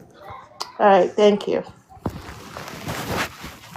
Well done, or well said. Well said. Yeah, well said. Does anybody want to respond to that? Thank you, sister. FBA Godzilla, bring your ass up. He's always quick on the chat. I mean, that's the truth. IFY is saying the truth, guys. You're not gonna get you're not the franchise Negro that you thought you were. You're not gonna get handpicked because you came here with the white team man, and now they're deporting people that aren't as American as them. But you know what's crazy too? Yeah, go ahead. Okay, when it comes to job applications, I read a study in university that people with names like Bonquisha, Gloctavius, when their name appears on a job application, they are selected less than even if your name is a immigrant name, an African name you can't really pronounce. So in America, the FWAs still don't like the FBAs. Filter those names out. Yeah, they filter. They see the Bonquisha Jackson on the application, and you don't get a call back. But if your name is Obina Njukwe, then you get the call back. So you know what the American Negroes do? They try to blackify the names even. Like they make they rather do the Glock, they rather do the Bonquisha than they rather do an African name, right? But isn't that part of like Ebonics Glock, you think? Like maybe it's like I think that I think the name also signals class. So I think even low class white names have a similar effect. I think that if you have a low class name, Shaquita, Ladarius, Jamarcus, Felicia. Yeah. Bye. Yeah, I think the YT people take that into account when they're overlooking your job application in a way that But if only you have rednecks would like take that into account, right? Not like a not a white man that is like not a okay, back to the parallel, right, Glock? So the white coach, the white company in the NFL doesn't care what your name is. He's gonna hire you off your merits. He's gonna hire you off your skill set. Right? That's true. And whatever that name is what it is. But these American Negroes think that maybe with those names that they will stand out as FBAs. And but again, it's only the redneck one, the racist white man, that's gonna be receptive to that name because he hates African names. You hear me? You mean So you mean names like Don Travius or So I mean, well, the white redneck racist would have more affinity to those names than an African immigrant name. You feel me? So they're only trying to relate to the people. I don't know how they're trying to stand out, but I think it's the same thing with the FBA terminology, just the same way that we can be Negroes, but they're like, well, let's turn that into English. Let's say black, and then let's add a nationality to it, and now we're more legitimate than anybody else. I'm sorry, but I disagree. I disagree. I don't think so at all. The people that I've worked with like the people that are like, anybody can be Republican. You can be. No, MSN. I'm just making assumptions right now. I'm not saying that this is the absolute. It's actually like maybe one or two occasions, but like in general, it's not the case because Yeah, and you're speaking for Black Americans as an African sister. No, I'm speaking in my experience as a person on that table, and the person who do those filtering, as a person who do the hiring in those organizations, where Right. majority of the applications is coming from the FBA, Right. right? Yeah, Then have a lot of applicants apply. Yeah.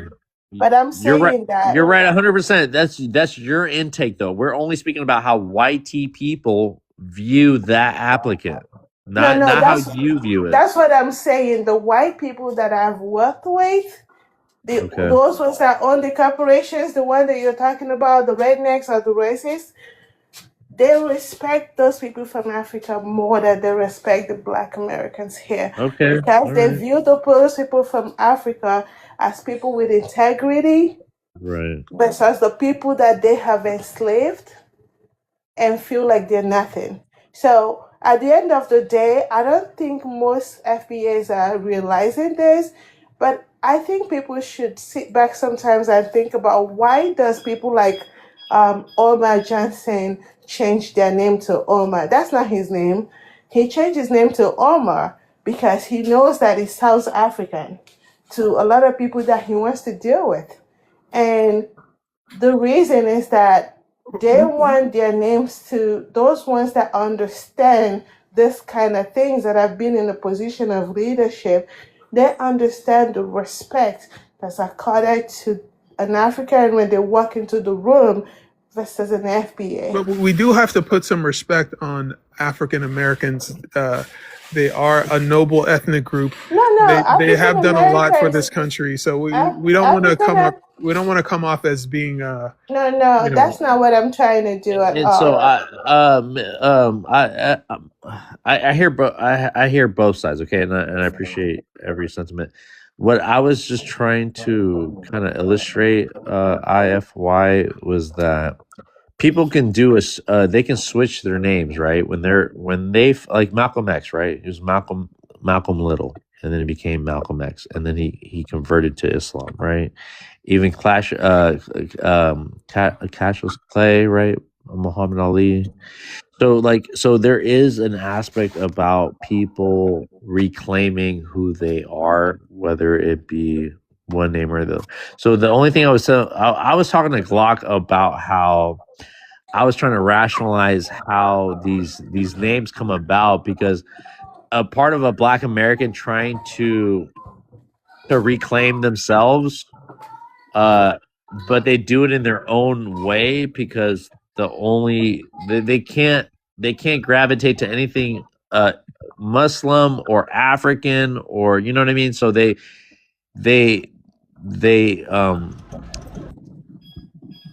they come to a point where they have to name themselves something. And so this is what we're poking fun of, but also at the same time, I'm trying to find the realization of why, So I know it sounds like you have every right to call that out, IFY, okay? And you're right. But I was just trying to talk to Glock about that. It Right. wasn't But anything. when you're okay, full disclosure, I'm half African American. My mother is an African American, and my parents both went to an HBCU. I'm familiar with the African American experience, and I have slave ancestry in this country. So I know what it's like to wrestle with slave ancestry, to wrestle with the context in which African Americans live in America. How is it that we got to be here in America? How is it that, with slavery? So the things I'm saying are really aimed at FBAs, not African Americans, but you have to also respect, the accomplishments that African Americans have made in this country. And we have to distinguish FBAs and African Americans. African Americans understand that they have African ancestry. They understand the context of the history of how they exist in America. FBAs, on the other hand, they want to disconnect themselves from their African ancestors, and they want to tether themselves to somebody else's ancestors. They want to be Hebrews. They want to be Moors. They want to be Native Americans. They want to be anything but African. So we cannot, put the FBA jacket on all African Americans. These are two separate categories. So when you speak, you have to target FBAs and don't broad brush all African Americans. That's all I wanted to say. Go ahead. We're trying to reconnect with our brothers and sisters in the continent of America. Right. No, Right. Clark, I agree. I'm sorry. I agree completely with what you just said. Because when you're listening, like I have amazing friends, African Americans. They're my ride or die. Like I said, when I come into a place in a room of leadership where I'm the only Black person there, guess what? I'm trying to bring a sister. I'm trying to bring a brother, and whether or not that brother it's African American, it's an Black American or someone from Africa, as long as they're Black, I see them as a brother or sister. So I completely agree with what you said, and we all know from everything that's been going on that the only people who are trying to bring this racial war, which is not supposed to be happening in the first place, because we're supposed to be one. We're all Black. That's it. That's how white people see themselves. They don't see themselves as, oh, you're from UK, or you're from Australia, or you're from Germany. As long as you're white, they call you white. Period. But there are people that are trying to bring this racial war, which is unfortunate. It's the FBAs. And I can tell you right now, my white friends are like shocked to the bones when they see all those things going on. And I'm just wondering if this is why racism is still lingering on, and if this is why we're still fighting. Because I don't believe that we fight alongside of them. I know how much I personally cried when George Floyd happened, because I don't know what his background or what his history is, but I just see him as a brother. and how that could happen to anybody that looks like me. All right. So Well said. Well said. Yeah, but you have to understand that FBA's, when you're talking to an FBA, these are house Negro supremacists. These are people who think that, proximity to YT people makes them better. They think that, they want to make their ethnicity American. They don't want anything to do with Africa. They want their entire ethnicity to be American, as if the YT people in America don't delineate themselves from them. Do you understand? So these people are lost people. So we're just really trying to push back on a lot of their rhetoric, especially when it comes to their xenophobic, anti-African, anti-Caribbean rhetoric. But African Americans do not suffer from this to the same extent as FBAs. Exactly. And we are making a clear distinction. With that, let's go ahead and introduce Obi. Obi, welcome to the panel. Salute, my brother. You know how it goes. Go ahead, brother. Yeah. Good evening. Yeah. This is just for the FBAs. FBAs, you guys are African, brother. African. You guys are of African descent. All FBAs. To give you a better picture, brother, just imagine Coca-Cola. I'm the original Coca-Cola as an African, and you were like Coca-Cola Zero, Diet Coca-Cola. So this is why you're so angry. I understand, but you have to just get over it, brother. You have to get over it.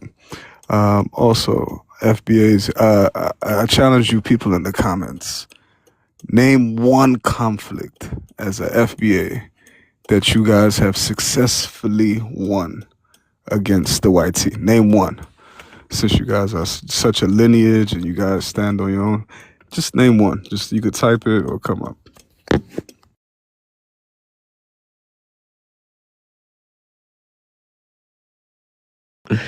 They're not going to come out because they're cowards, man. That's why they stay in the comments. But yeah, you guys are welcome up. Look, FBAs, we're trying to reconnect with our brothers and sisters. We are more attached to the ancestors that were snatched up from the continent, and we relate to those African people, the ones that actually went through the indoctrination process, the ones that still had their languages, their tribe, their culture, before it became you're so far removed from those people that actually went through the trauma, right? Than you are with the people that you bred with and that reclassified you and made you think that you are more FWA. And FWA is what you really want to be, but you happen to be FBA, right? Instead of FWA. You want to be more American than any American, but the white man is more American than you. You want to be more black than everybody else, but again, black was a term given to you that related back to Africa, that was used against people on the sub-Saharan Africans. Remember that, right? So this is the U.S. Census. FBA is not recognized federally or on the U.S. Census. It's not a thing, okay? I know you guys are trying to make it a thing. I know you guys are trying to have an ethnicity. But even black Americans don't relate to FBA. This is why they're still black Americans. This is why they're still African Americans. This is why they're Salon. This is why they're ADOS. And I'll land on that. Yeah, and I think it's our fault as Africans too. We should have never. I took a test, a DNA test. They offered me a special test, FBAs. They offered a sample test kit. And this is where it comes from. It's a little bit of Black Panther, that movie with Killmonger, the disowning of the lineage because when you went away to another place. This is where a lot of this FBA stuff came from. They was running around screaming out Wakanda forever, and we were like, put your hands down. We told these people to put their hands down, and then they took the DNA test and. They essentially, when they see the results, it's mostly Nigerian. I don't know if you guys catch it, but Nigeria gets most of the smoke because most African Americans in America are Nigerians. Again, a diet Nigerian, but still a Nigerian nonetheless. That's why we know you guys so well and we trigger you so easily because we know you. You are just like I said, a Diet Coke version of a Nigerian. You're a diet Nigerian. Yeah, that's a good analogy. That's a good analogy. A great analogy. Yeah, but for me, I see African Americans as Africans, the ones who understand that they're African. If you're not African, then to be honest, you don't even exist to me. You're not even part of my moral circle. You're them niggas over there. So I divide African Americans to African Americans and them niggas over there. So, I mean, if I do not want to beg anybody to be African. If you're FBA, you're FBA. If you're indigenous, you're indigenous. That's all well and good. And I'll take it one step further, Clock. We also, again, we've always said this, like, we have to make a distinction between the FBA and a Black American, because they say FBA say FBAs are Black Americans, but not all Black Americans are FBAs. They're not all going to subscribe to that ideology, and I think that's very important, you know.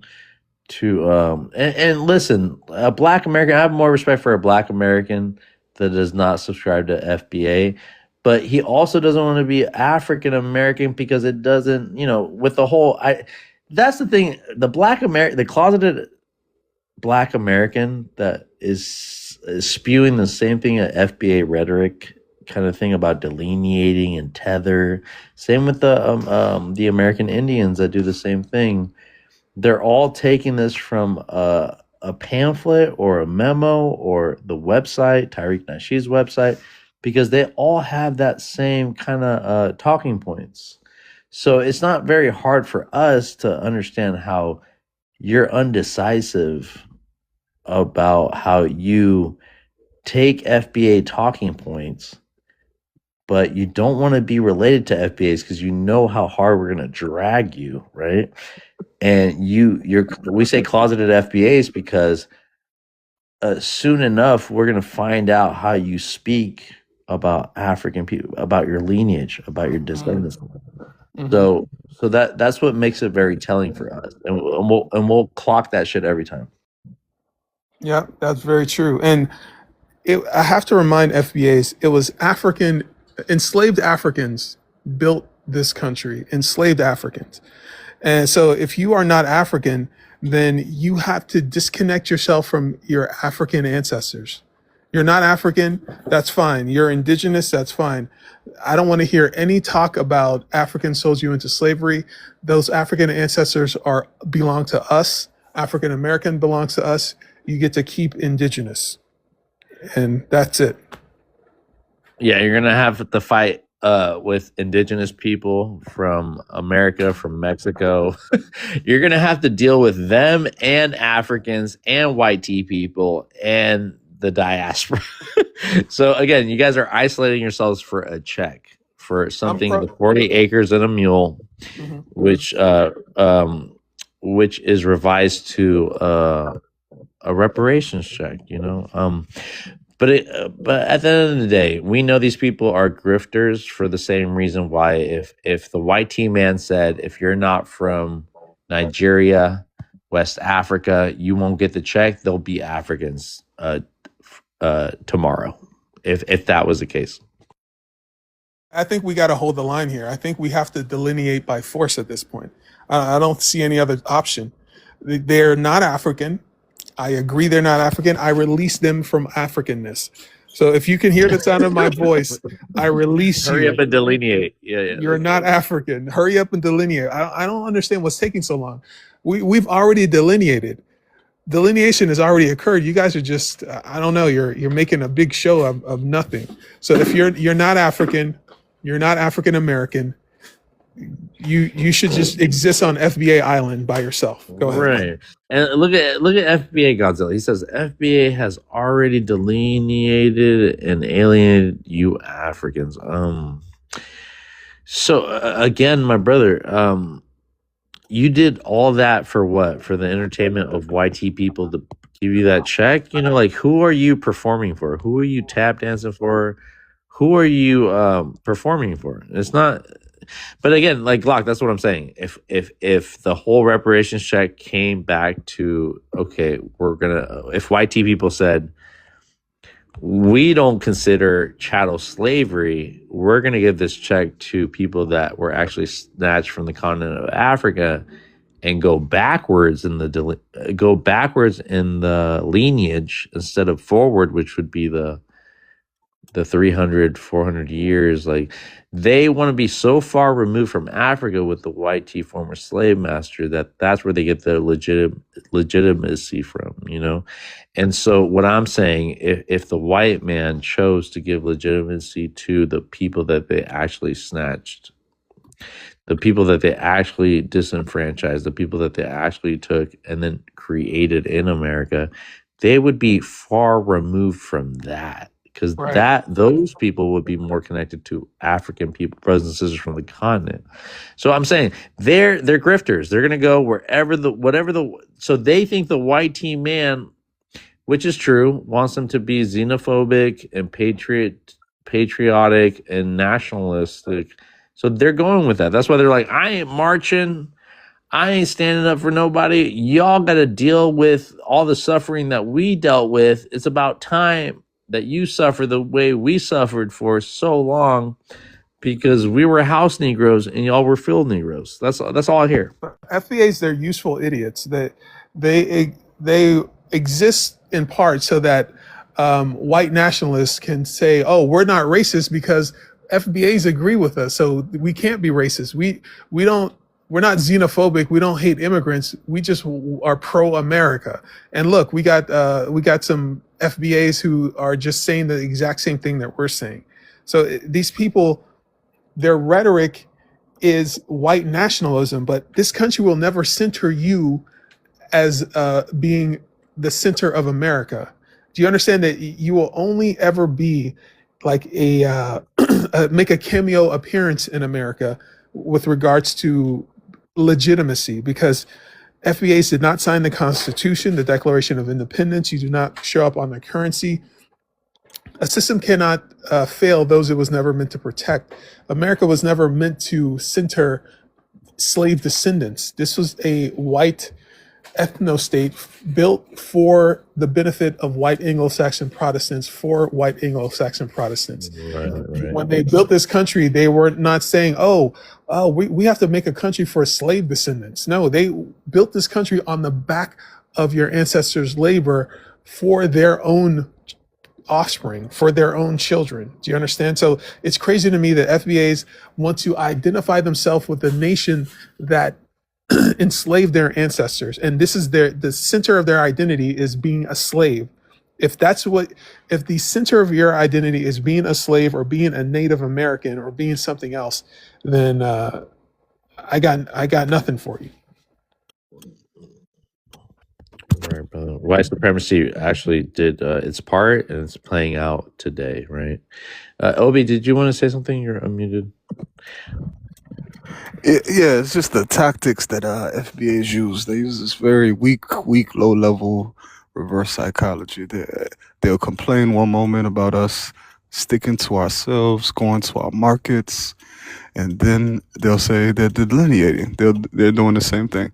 But you just have to pay attention to the actions of FBAs. In the midst of a Target boycott, they decided to add African braiding shops in there because of they think they were talking behind their back in their languages. You know, they don't speak the language. They don't know. And I actually spoke to some of the sisters. FBAs have been practicing the service, get the service and dash technique. You know, this is why there's many videos of FBAs being held hostage at braiding shops because of this. But yeah, you just have to look at the actions that they do. They're holding African immigrants, businesses next to Target. They wanted to boycott African businesses next to Target. and this showing how powerful Africans are, really and truly. Right, Obi. That's part of the whole the Essence Fest and understanding that an African owned that, and they were just mad because and this happens in their communities as well, right? FBA Gazella says, "This is my country. I can't be deported." Period. He again, my FBA brother, your country is in Africa. Your continent is Africa. You know, you were brought here, and now you feel that you assimilated well enough to hate on Africa, and then spew hatred that you can't be. Brother, they unalive Black Americans as well as they unalive white Americans. Speaking up against ICE, man, this is obvious, right? And so, if you don't think you can, they're gonna take. They don't have to take you to Africa. They can take you to Alligator Island or where all these other detention centers, like. Again, for you not to get mixed up with the African is going to be really hard for white people to distinguish the two. But here, I want to play a video that Obi spoke about how Black Americans do not have communities; they have neighborhoods. But here, This comes from the founder.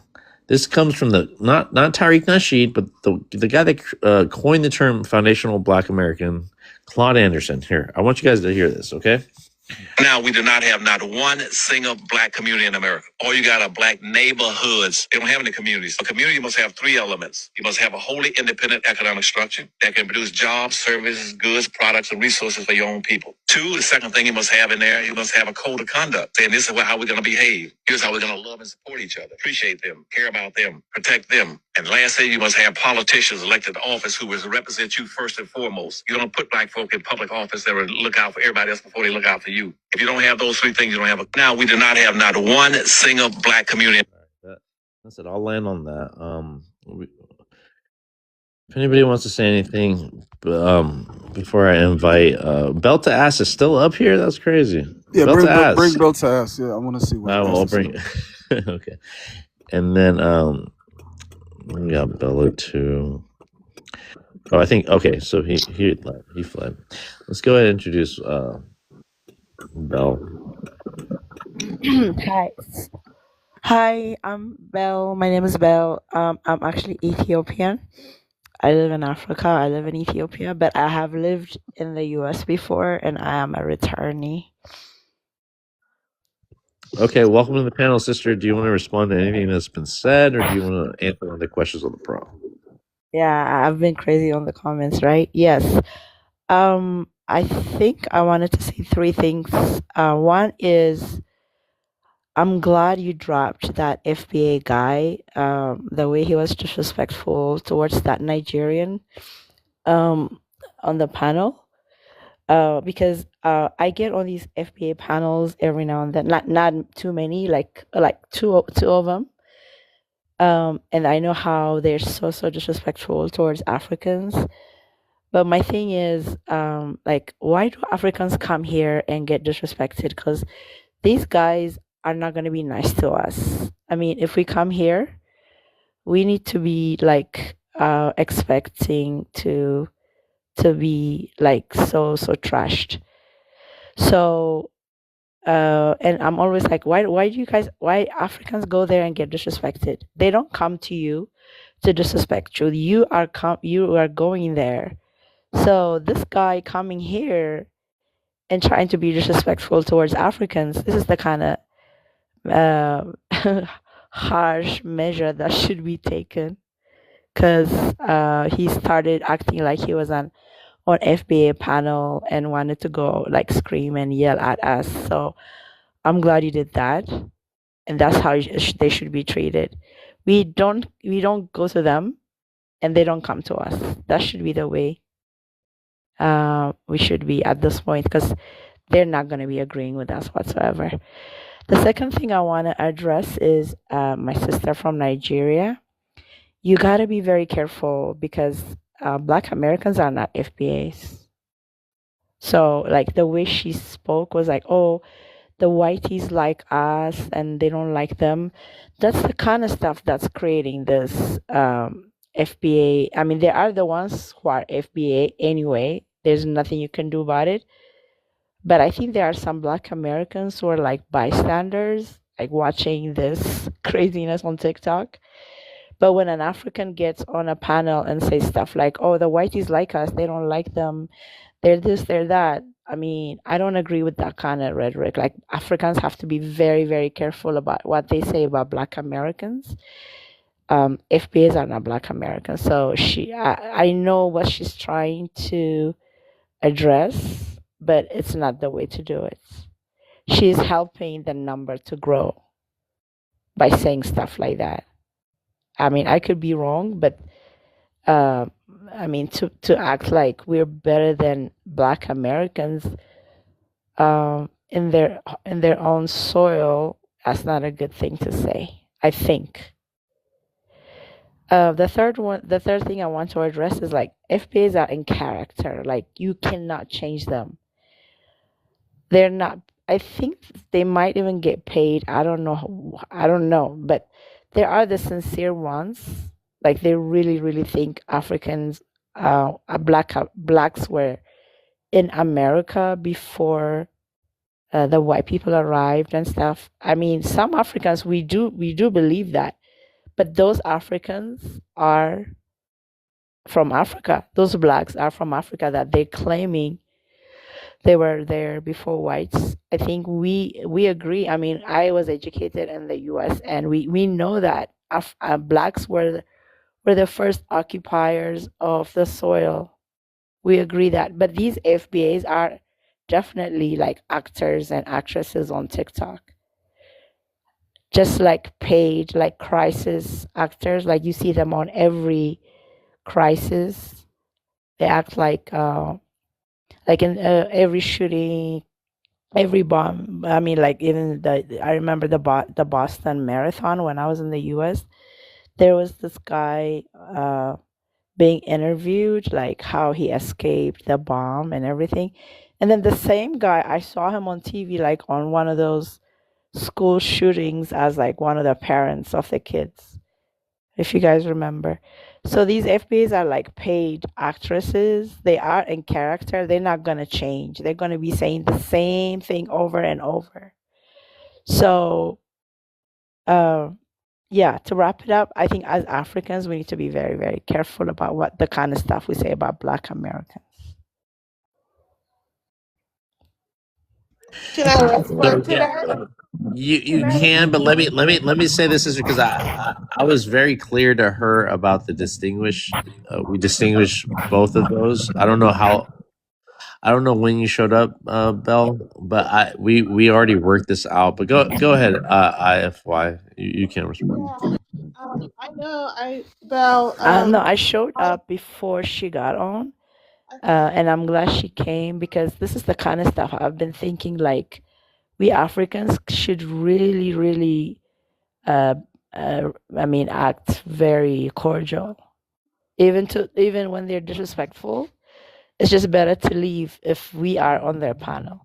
Like, this guy's like, if you read his comments, he's like, she's lying, whatever he's writing. What am I lying about? Like, you guys Yeah, have. don't worry about FBA Godzilla. He's Can I not. just? Yeah. Yeah. No, Yeah. If Oh, you don't mind, I my just got a point is, response. I of can go course. back to what I'm on doing. this Of panel, course. he's I acting like. want you guys to flesh this out. Go ahead. Belle, What I'm saying Belle, is, even on this Belle, panel, he's acting like he is on FBA panel. Sister, let the sister respond to you. Don't worry about the comments. so He's you can go not. back to what? No, Yeah. I'm not You don't worried even want to at come all. up. You don't even want to come up. Don't even I'm not don't even worried focus at on it. all. I'm not worried. I'm just giving you an example. I got you, sister. Everywhere they go, Belle, they act I like got it's you. their, please, you it's got their to let me panel. respond. Yeah. I guess I meant to do. Okay. No, go ahead. I'm sorry. Okay, I'm done. Okay, she can respond. Okay. Thank you. All right. Thank you. Thanks for what you said, but I mean, like he said, I don't know when you got on. Maybe she's not here. Can But you anyway, hear me? so No, I'm Belle, glad. Belle, you You're gotta not let her listening respond. there. Let You're her not respond. listening. Belle, let Okay. her respond. So I'm waiting. okay. I'm not sure when you got on, but I know you said you got on before I spoke. And I know when Glock was saying something about, because like he mentioned, he has an African American mother. So when he was saying, yeah, we have to be careful because we can generalize all, Black Americans in the FBA thing. And I did mention that Black Americans are my ride or die at work. And in most situations at work, I've been the only Black person. I've been the only Black person in that room, right? So, and Three when that elements. You must happens, have a wholly independent economic when structure. that happens, I'm trying to bring my brothers and sisters, people that look like me, because that helps me, makes me feel comfortable with that there's someone else that look like me in the room. So some of my best friends that are African Americans are Black Americans. So there is no disrespect to Black Americans whatsoever, if that's what you got from what I just said. What I was trying to strike at was they're not understanding the damages that they're doing in their community with all these imaginary wars that they're creating between them and people that come from Africa. Okay, so there's no disrespect whatsoever to Black Americans because they're my friends. Some of my best friends are Black Americans. Some of the people that have helped me in life, some of the people that I've dedicated my success to, outside my parents and my family, are Black Americans. So I just want to clear that out, okay? Right. Thank you, sister. I already know we talked about this. Maybe Bell came a little bit late. But yeah, we had fleshed this out already, Bell. But I do appreciate you even putting that out because I mean we're most of my friends, right, growing up in America, were Black Americans, African Americans, and even with this whole, even me getting caught up with TikTok lives and talking about this issue.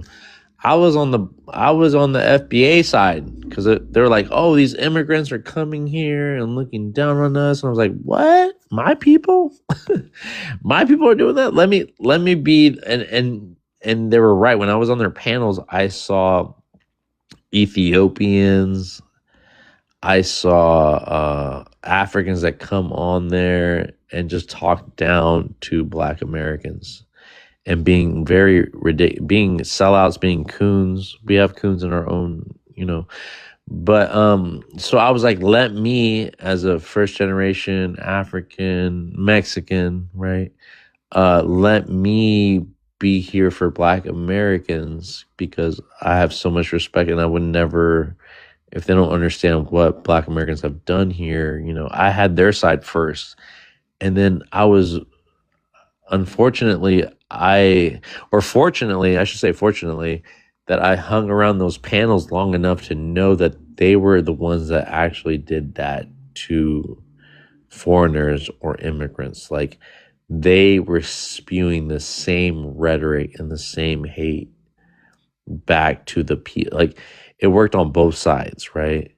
And so I was like, okay, well, but as soon as the political thing or the administrative thing changed, right? As soon as you see powers that be that change the way people think, Mexicans are being deported, but also Mexican Americans are the ones that are ICE agents. They're the same people signing up to deport or to kidnap or to unalive our people, right? So then you're like, okay, well, like, what's going on here, right? Like, I didn't sign up for this.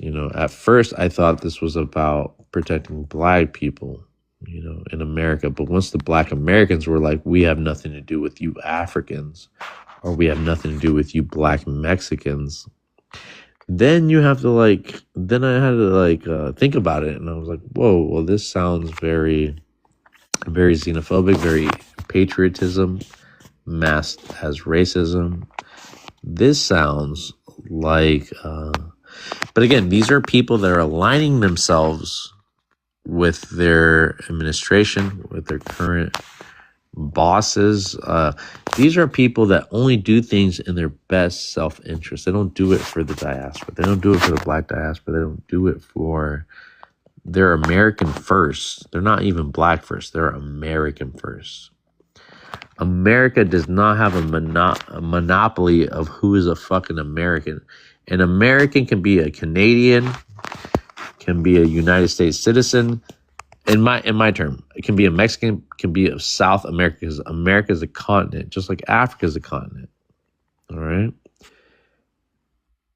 Who is the biggest power? It's the United States of America, who has Puerto Rico, Alaska, try to get Greenland. Again, who voted for Trump, right? It was Mexican people, right? Latinos, Hispanics, not Mexicans. What is a Latino? What is a Hispanic? What is a Mexican? You know, you go look that up and see the differences, right? What is an American? Right? We say American, we think white tea people, but they're European Americans, just like we be African Americans or black Americans. There's always a hyphenation about how American we are, but to the greater power, right? The power that be. So again, guys, we have to be very crucial about how we align ourselves with things that don't have that always don't have our best interest. You know what I mean? And so I share this story about my first initiation to help a FBA, but then I realized that I was not helping. I was helping them to hate on this new way of looking at people differently based off their status in America. But I'll land on that point. Go ahead, Bill. I'll see you unmuted. I do want to introduce West Africa, but I'll let you respond, then I'll introduce West Africa. Okay. So even with the comments, I was back and forth with this guy. So if FBAs have that much power and that much say over who's staying in the US and who's leaving, why are they on TikTok? I mean, there's a job right now that they can apply for. They can apply for ICE. Why don't they join that force and be a part of ICE? Like you said, there's a lot of Mexicans that are getting paid and like informants, and you'll see them on the street dragging people out, right? Mexicans. You hardly see blacks. I mean, there are some blacks. I've seen them on TV, whatever. But if they were as powerful, as fit, as whatever they think they are on TikTok, they better just go and apply for ICE and be a part of the movement, dragging people out of the U.S. But the thing is, I think most of those FBAs are very old people, especially the ladies. The men are probably not fit enough to be in ICE. Maybe they have like a lot of crime records that they cannot even get a job with ICE. So you can see that these FBAs are just on TikTok. Yeah, of course, Bill. Let me introduce West Africa, but let me also. He said, "Don't help FBA, help your homeland." So don't help the white tee. Go back to your homeland, the one he snatched you up from. All right, all right, West Africa, street sweeper, FBA. Yeah. Good to see you. Yeah, it's been a while. Hey guys. What's up? I am West African. I am Liberian. I'm a Liberian American and I'm 21 and I hate FBAs. So I'm gonna give you guys some of my thoughts on FBAs. I say a lot of controversial stuff, so people are not gonna agree with a lot of stuff I have to say, and that's what I like.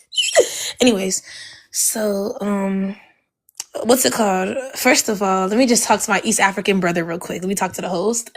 Do I have Hey, to answer the prompt? It's been a while. I no, missed no, no. you. Just do you, West Africa. But I do have questions if you want to answer them. But you can just speak on what you can respond to what we talked about. Okay. So let me just add on from basically what I was hearing, right? When it comes to FBAs, right? I don't know if you guys have ever like paid attention. By the way, this doesn't apply to, African Americans who know who they are. These are the randoms that like to call themselves foundational to the United States. Okay, this is for them. The problem with these individuals, right, which usually they tend to be unemployed, by the way, they tend to be unemployed. And, sometimes they tend to be like fresh out of their nursing care home. These individuals, they're causing a havoc, okay? They're not trying to better the Black community. They're only trying to cause more damage to the Black community. That's how I see it. These people are very divisive. I mean, they're trying to promote division throughout the diaspora. That's what they're trying to do. These are not individuals that are trying to, promote unity. These are problematic individuals. They rather blame immigrants for, their their horrible circumstances. They rather just put their stress on immigrants and blame others for their own misfortunes, right? That's what these people do, okay? They're looking for someone to blame for their own misfortunes, right? So they try to put it on immigrants, put it on everyone, and things like that. These are just very like xenophobic individuals. I tend to get really scared when I get around them, but I'm just very happy that not every Black American is like this, because I have a few Black American friends and they're lovely. They're nothing like this. So I just want to tell you guys, when you see them spewing xenophobic rhetoric online, don't pay too much mind to it. This is what they do in their free time. Instead of actually like clocking into an actual job and like applying for actual, jobs, they rather sit online and bash other people that look just like them. It makes no sense. And it's so funny because other races, right, they sit back on the sidelines and they watch Black people, regardless of if you're an African American or you're a continental African, they watch us argue and see how stupid we are, literally over the stupidest stuff. Because at the end of the day, the system in which we are all in, right, especially if you're in the US, it's against both communities, whether you are a continental African or a Black American. So they sit here and they defend, right, like guard dogs. They defend this country so bad that doesn't even treat them well. And it just amazes me. And, that's what happens when you're oppressed, and you try to oppress another smaller group of individuals, right? So the Africans now, the Caribbeans now, right? We are the smaller group after them, right? So they're trying to put that suppressed anger onto us. So that's why we need to stay resilient and we need to not, pay mind to this kind of stuff, guys. That's what I have to tell you. Thank you. Well stated, West Africa. And yeah, you make a lot of valid claims about this. And this is the nuance, because like we deal with FBAs all the time. We listen to them. We want to try to understand, but they just don't leave any room to understand. They want to make a clear delineation from their roots, right? And they have more in common with the foundational white American than they would ever do for a brother and sister from the continent of Africa. So that is this 500 years, 400 years, 350 years, I've heard, even 200 years, and then Jim Crow and then black codes. Like, they don't think that there's not, like, the way they think and the way they hate doesn't come from what they've been through. You don't think the trauma that came from the ancestors from the continent of Africa. You want to remove yourself from the continent of Africa where your ancestors were snatched up from, right? More relevant about how far you are removed from that trauma and more aligned with the YT former slave master about how America is now. So you want to give all yourself glory about how you built America for YT people. No, and that's a good point you mentioned, because people tend to forget as well, like all of that forced labor, right? That was free, by the way. That is what stimulated the YT community. economic wise, right? That's what they profited off of, your labor. And you're sitting here and defending a country so hard, writing a country so hard that doesn't even respect you as an individual. That just a couple years ago, you didn't even have rights. But you not defending your country though. You Hold don't on, even hold have on, a hold country. What do on. you mean defending my country? Hold on. Well, let the sister land. Yeah, let me land. You're a man. Let But look me at her hair though. She the have You're a wood, the man. wood. You're a man. The Calm wood. down. Hold on. The wood. Let me introduce you, bro. All right, Let go the ahead. sister Go land. ahead. Go Yeah, ahead. you're a All right, man. Chill. let the Go sister ahead. land. Go Let us So ahead. aggressive. let us cook. Let us Yes, cook sir. real quick. All right. Hold on, bro. This is an African panel. I thought you knew, but go ahead, Wes. All right, go ahead. Go Yeah, ahead. thank you. So aggressive. An aggressive black man. I just got done eating. Yeah, Go you're ahead. aggressive black man. Hold on. So Yes, back to what I sir. was I saying, know you right? will. Well, let us make you throw up. Hold on. Go ahead, Wes. Thank All right, you, go thank you, ahead. my East African brother, because I don't know what's up with this dude. So back to what I was saying, right? Like I just Man. said, oh my god. Like I just said, like Vibes was just talking about, like, the forced labor that, your ancestors didn't get paid for, that stimulated the white tea community economically, right? That, by the way, you guys are still fighting for reparations to this day, right? Just for you to turn around and be riding so hard for this country that's just been doing you dirty for decades. Just a couple years ago, you just got rights. You guys weren't even really part of the Constitution, right? And then you turn around and try to oppress, or attempt really to oppress another smaller group of individuals, which is now the immigrants, right? Or the continental African, Caribbeans, whoever, anybody of a different ethnic background than you. You try to do that to them, right? It's just, if anyone's projecting, is you guys, right? That's it. Just makes sense because how you guys were treated. You're now trying to do that to the immigrants. You're now trying to put your problems on the immigrants and say that the immigrants are doing this to you. By the way, your country literally benefits off of people migrating here. Your country, right? The US is literally the country that allows people to migrate here, right? Benefits off of people migrating here. So I'm very confused on why you're going to turn around and blame people for coming here. And you guys don't do this with any other type of immigrants either. I don't see you guys doing it to the Middle Eastern immigrants. I swear you guys only pay attention to African immigrants or Caribbeans. You guys are not doing this to other Middle Eastern, or maybe the people who come from European illegals. you guys are not doing it to them. Under the 14th Amendment. Yeah, they're not. I'm serious. No, Vibes, I'm serious. They're not doing it to them. It's I only know, the I know. only attention is on us. That's why it's a proximity thing. You're doing it to us because we look like you guys. That's really what it is. It's a proximity thing for you guys. You guys feel inferior. You do not look like us. Oh, we don't look like you. Now we don't look like. Oh my god, I hate when they say that. We wouldn't look like you. I You've been hate bred. when they say You've been that. Do you bred. know how many times? It's so funny when y'all say that. You guys are in denial. Hold on, woo. Just mute up, bro. Let the sister land. Go She ahead. hasn't landed yet. She hasn't landed. Go Sorry, ahead. sorry, Vibes. I got a phone call, right? Yeah, you no guys are worries. so insecure of your features, insecure of everything. Do you know how many times I have left my house and came across people that were Black American that I literally thought were straight from Ghana, straight from Nigeria? Like, are you kidding me? We look alike, bro. And you guys sit here and say, "Oh no, you guys' head look like this or your nose look like this." You guys, bro. I don't know what y'all expect Africans to look like, but I'm gonna tell Whose y'all right man's is now, this? y'all have African features, okay? Whether or not y'all believe it, you guys have African features. I'm sorry. Like, you guys are always like, oh yeah, we can always make this distinction. No, you cannot. Sometimes you can, don't get me wrong. But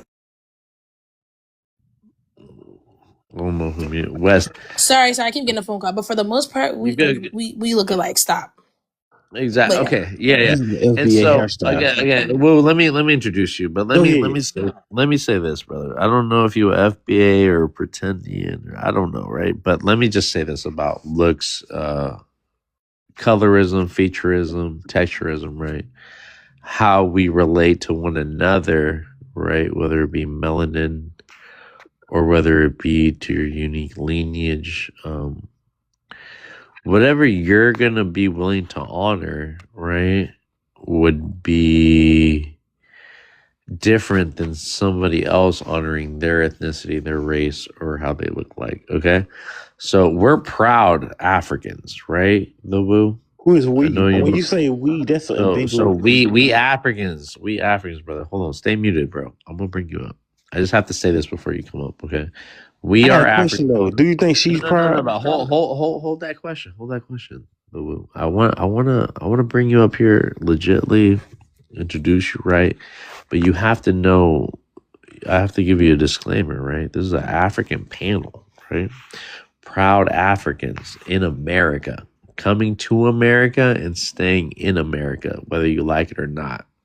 You can't deport us, right? Because we're Americans, right?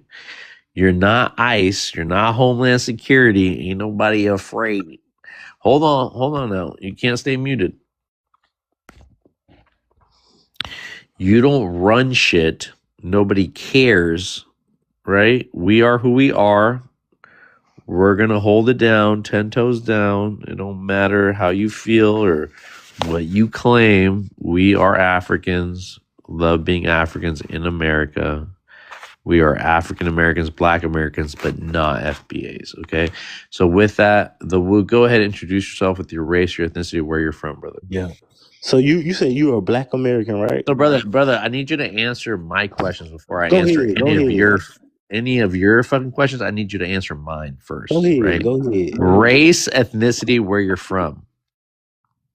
My race is Black. My ethnicity is Freedman. I am from North Carolina. Okay, welcome to the panel, brother. What do you want to say? What do you want to respond to or answer one of the questions on the prompt? Yeah, so I just want to ask. So you say you guys are proud Africans. With the hairstyle that this West African girl is wearing, would you say that is an African hairstyle?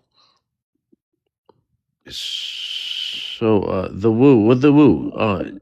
The woo. Was that I'm part of the saying though, conversation about her you just hairstyle? said Like, ask me a no, I question. I asked you. just I answered asked you to your question. respond to. Listen, my brother, please.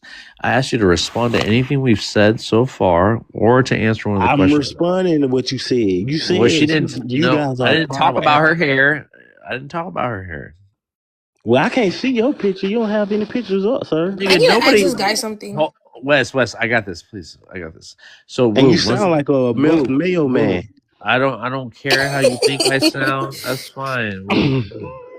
Woo, I'm about to drop you, Woo. If you can't follow Drop your instructions. mother with her old face, All right, looking brother. at milk skin, I stinking dropped ass this boy. big black African cock on your mom. All right, so that's all that the BBAC, nigga. How about that? All right, stay in the comments, live in the comments. I don't care.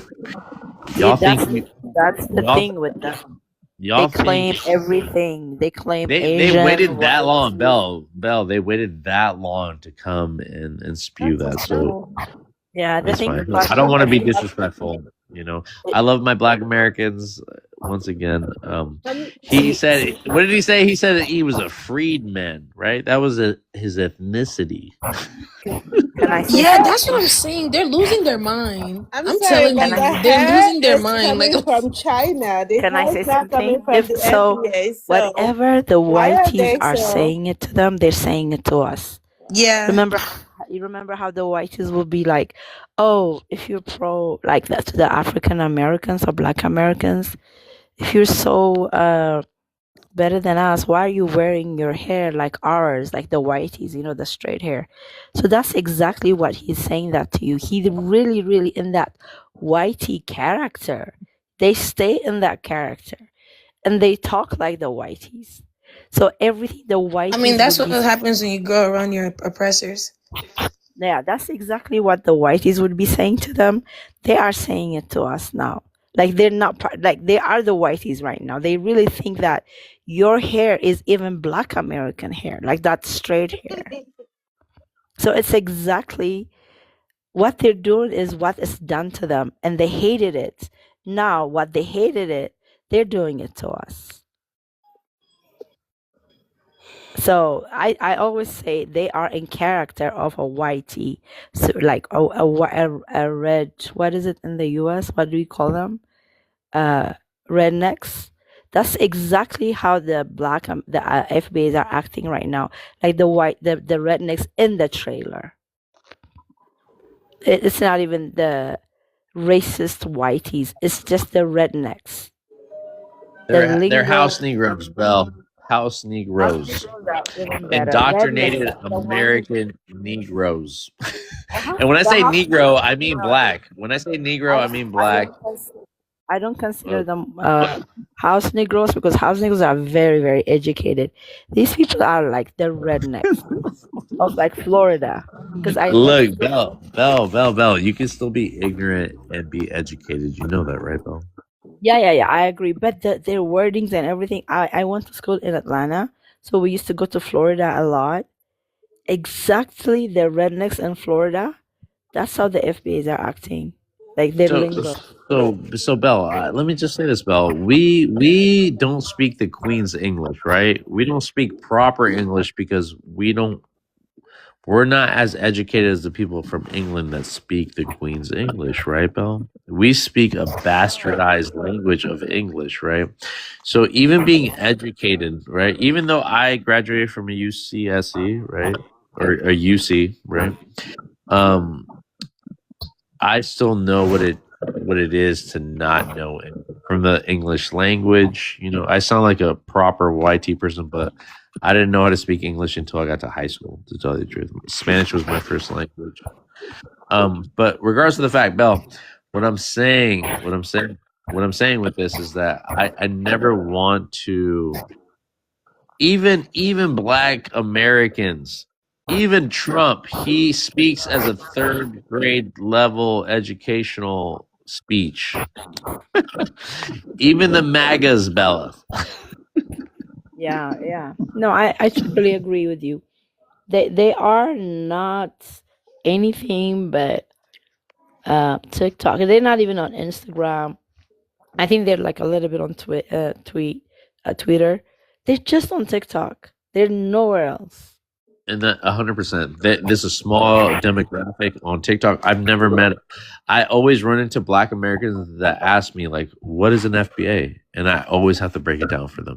You know, Yeah. and then let alone meeting a Black American in the flesh in real life. Never met an FBA in real life. Only on TikTok.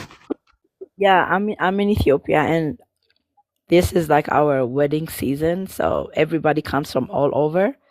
There's a lot of like Black Americans, Ethiopians now here for a lot of festivities and celebration.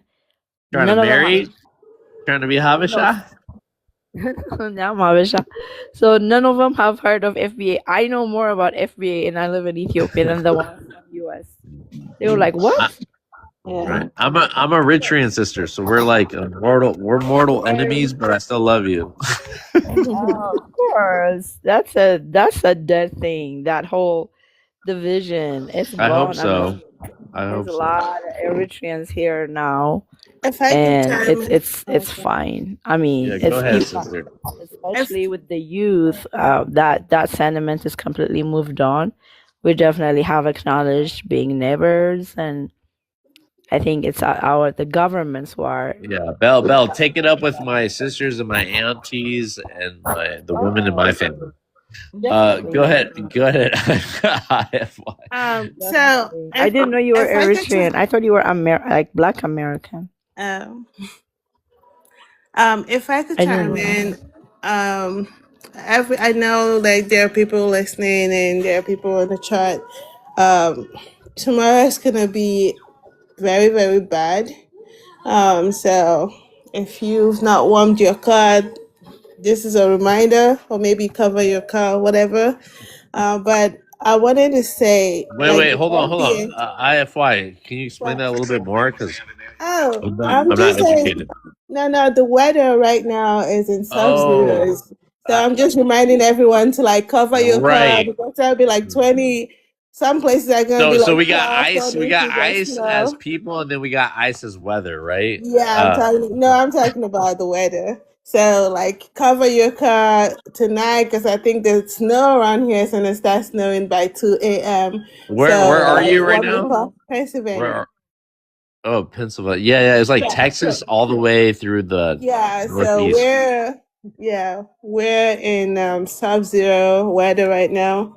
How cold is it? Is it really that cold right now? It,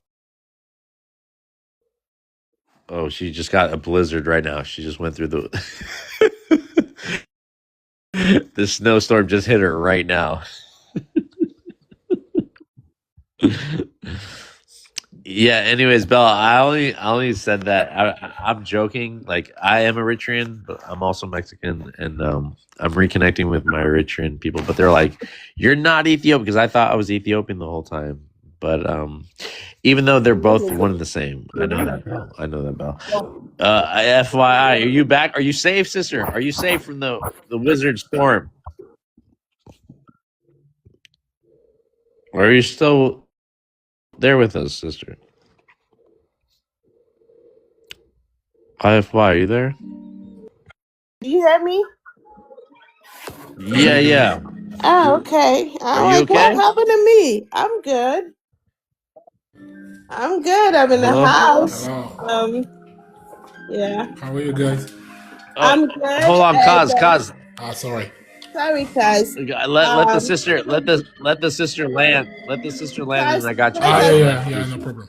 Guys, I promise I'll be quick. I'm in a house. Thanks for asking. And the police station is just 2 minutes away from my house. So I'm like, if anything happen, we're all going there. So, but I'm good. I just wanted to say the FBAs are the people that call themselves the FBAs. I know the sister that spoke before said they're only on TikTok, and I think that's true because I don't think any of them it's like they've gone out in the society where they've seen things or where they've seen like how their rhetoric is affecting their own people.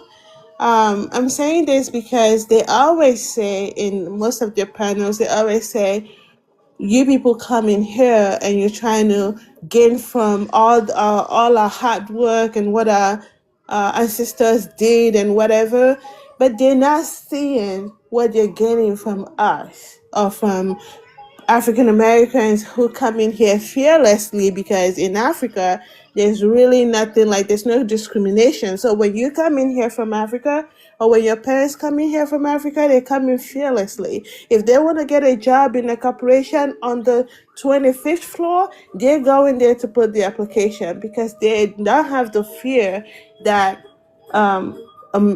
Black Americans here, or the ones that originate or their ancestors were from slavery, who gone through stuff under the white people. They don't have that fear that those people have. So when they have children, of course their children are going to match in there fearlessly as well, like myself. So with the school that I went to, it's a private school. I'm the only Black person. I'm not talking about West Black African American or Black American. The only person that's Black in the whole school. And I'm so Black that, and the neighborhood, the environment, the city itself is of white people, that I was driving, when I was in school, I was driving a Honda CRV, and I went in my car to get something from my car, and someone called 911. One of the neighbors, one of the people that live around the school, or they were just walking, strolling around the school. Yeah, they called 911, and they said someone is getting in the car, because of course I'm getting in my car. And the school, they called the school, so the school kind of announced that, if you have a Honda CRV, if you have a Honda CRV, please go and check your car. I The was like, host does not know that we cannot hear anything from her. It's oh, only him. No, can you hear me? I can hear her. I'm hearing her. Oh, You I'm guys can't sorry. hear her. You guys can't hear her. No, we can't hear Yeah. anything. I don't Me, know why. I can hear you. Can you hear me? Okay. No, her. So, She was so speaking, right? She was fake. Okay. No, I So didn't Bell. hear anything. So I don't. IFY. I can hear everything you're saying. Apparently, Bell and Kaz can't hear anything you're saying. I'm sorry. This might be the thunder snowstorm that's hitting IFY right Maybe. now. Well, you know what? Maybe. I'm gonna pass my message across, and maybe you can pass it to them. How about that? She's talking right now because I didn't hear you. She's okay. So let me reiterate what she said. She just said that she grew up in a white. She was the only Black person in her school, predominantly white. She drove a Honda Civic. Honda CRV. Oh, okay. And then she got targeted for a Karen called on her about breaking into her own car. Okay. and go ahead, sister. I don't know if they can still hear you. So the moral of the story is that I went through all of that so that black people or another black No, we male or can't hear female anything. coming, Bell chill. Another person coming to that school can be more comfortable because when police came and everything, like I was like, this is my car. But I'm gonna have to come back. yeah, no, hold on. okay. You guys can't. Obviously, they can't hear you. IFY. You're just talking to me because obviously they Yeah, can't hear you. just tell them what I'm trying to say is Yeah. that Don't worry. another years past, like this is years, more than 10 years after I went to this school, this girl came to where I work, and when she saw me, she's a black American. When she saw me, she was like, "Oh my God, I know this is you. Did you go to so school?" I said, She's "Yes." the same one that called the cops on you. No. The person that called Okay. the cops on me is one of the All right. neighbors, a white person. All But right. this All right. girl is a Sorry. black Go ahead. Go American. ahead. My She bad. went to this school. She was accepted into the same school. And when she got to the school, she saw the pictures of the alumni. And when you can distinguish that, because when you look at those pictures, I'm the only black person, the only black face you see in that picture. Okay. So when she met me in person, she was like, "Oh my God, I can't believe this. I'm meeting you in person. I saw you, I saw your picture and all of that." So when Breaking I into went, your own car. yeah, when I went through everything I went through in that school, is to make other black Americans going to that school comfortable. Because and now they aware have and more aware of all the black. bullshit. Yeah, but now they have more black people in that school, and they're very comfortable because when I went there and I was the only black person, I went through what I went through, but I came out on top of my class. So there's respect for black person coming to that school because of me. But these FBAs don't, they don't seek such things. They They're don't never take gonna, such yeah, things. they're never So gonna they give don't credit for that. understand. You know, they're never gonna give credit for that. But I commend you. I honor you for that, sister. I give you flowers for that. You know, it is a lot to grow up in a YT community, even where Black Americans are not at, because there's so many private schools too where they're not afforded even an entry. Right? They're not worried about that. They're worried about the African student immigrant that's going to come and take their seat in the classroom, let alone their job, their competition. So yeah, sister, I appreciate that. And there's so many stories like that. IFY. There's so many African people from the diaspora that come to America and they achieve and they soar. And I feel like a lot of the things that YT people do to Black Americans is keep them at the level where they condition them at. Not to say they can't rise above that, but for the FBAs that see that being a competition instead of seeing the people that have the knee on their neck or the ceiling, the glass ceiling on their achievements and what they can do in America, that's a condition, right? But there's pros and cons on both sides.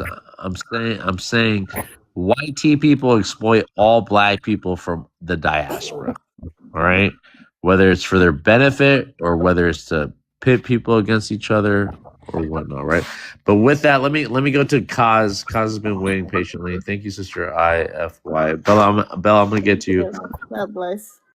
Kaz, go ahead and introduce yourself, brother, with your race, your ethnicity, where you're from. Hey, I'm Congolese, and I'm born and raised in France. So I'm living in France, and I just was scrolling and like I just trying to understand what's going on in your country because the perception like outside the U.S. we was talking about this with some friends, and I'm working on the tourist industry in Paris. So I'm talking with some American. I'm talking with a lot of European, and the perception we have, it's like you have some civil war, some shit like this. It's like I saw what's going on with ICE, and no, for real, like it's fucking No, I hear you. crazy. Like it's fucking crazy. Like it's right. So, Kaz, you saw my prompt. Are you speaking on the prompt, or are you speaking about American issues like the government versus the people? We're talking about black people within America, right? And Yeah. America is very diverse, right? Yeah. So do you know what a FBA is, my brother Kaz? Yeah, I saw what's going on. I saw this on TikTok, and I saw the division between like FBA and African immigrant. Right. So yeah, I understand. I understand. So Kaz, in your profession, you'll never have to deal with the FBA. We have understood that this is a small minority within the TikTok community. Bro, I listen. So you don't. I Yeah, will yeah, not go doing any generation or generalization. Yeah. Yeah, because I was in Africa. I was like in Congo and in Kenya, and I met a lot of FBA right here. We're doing business, we're visiting, we're living there, and They claim FBA, or are you just giving them that title? No. They don't claim. No, they don't. Okay, So sorry. Kaz, let me just say this to you real quick, okay? So a Black American is not necessarily a FBA. Okay. Yeah. So FBA is a political thing. It's not on the census. It's not a true ethnicity. It's something that they want to proclaim, right? But Okay, I was just meaning like Black American. Okay, I understand. so, what you brother, mean. even African American, right? So Yeah, an African American. Yes. Right. But an African American, a Black American, there's a distinction, right? This is how people want to be identified as, right? So, as a Black American through history, so Black people in America have been reclassified over and over and over again, right? They were called quadroons. They were called coloreds. They were called Negroes. They were called Black. They were called Black Americans. They were called African Americans. They were called Afro Americans. And lastly, now there is a part that want to be called foundational Black Americans. So you see all these identities that play out. Yeah. And you see how there are mixes of African people that know they're African, that have no problem saying African American because they know they come from Africa. Then you have other people, you even have Black Americans, but they understand slavery and they know that slavery happened in Africa, transatlantic slave trade.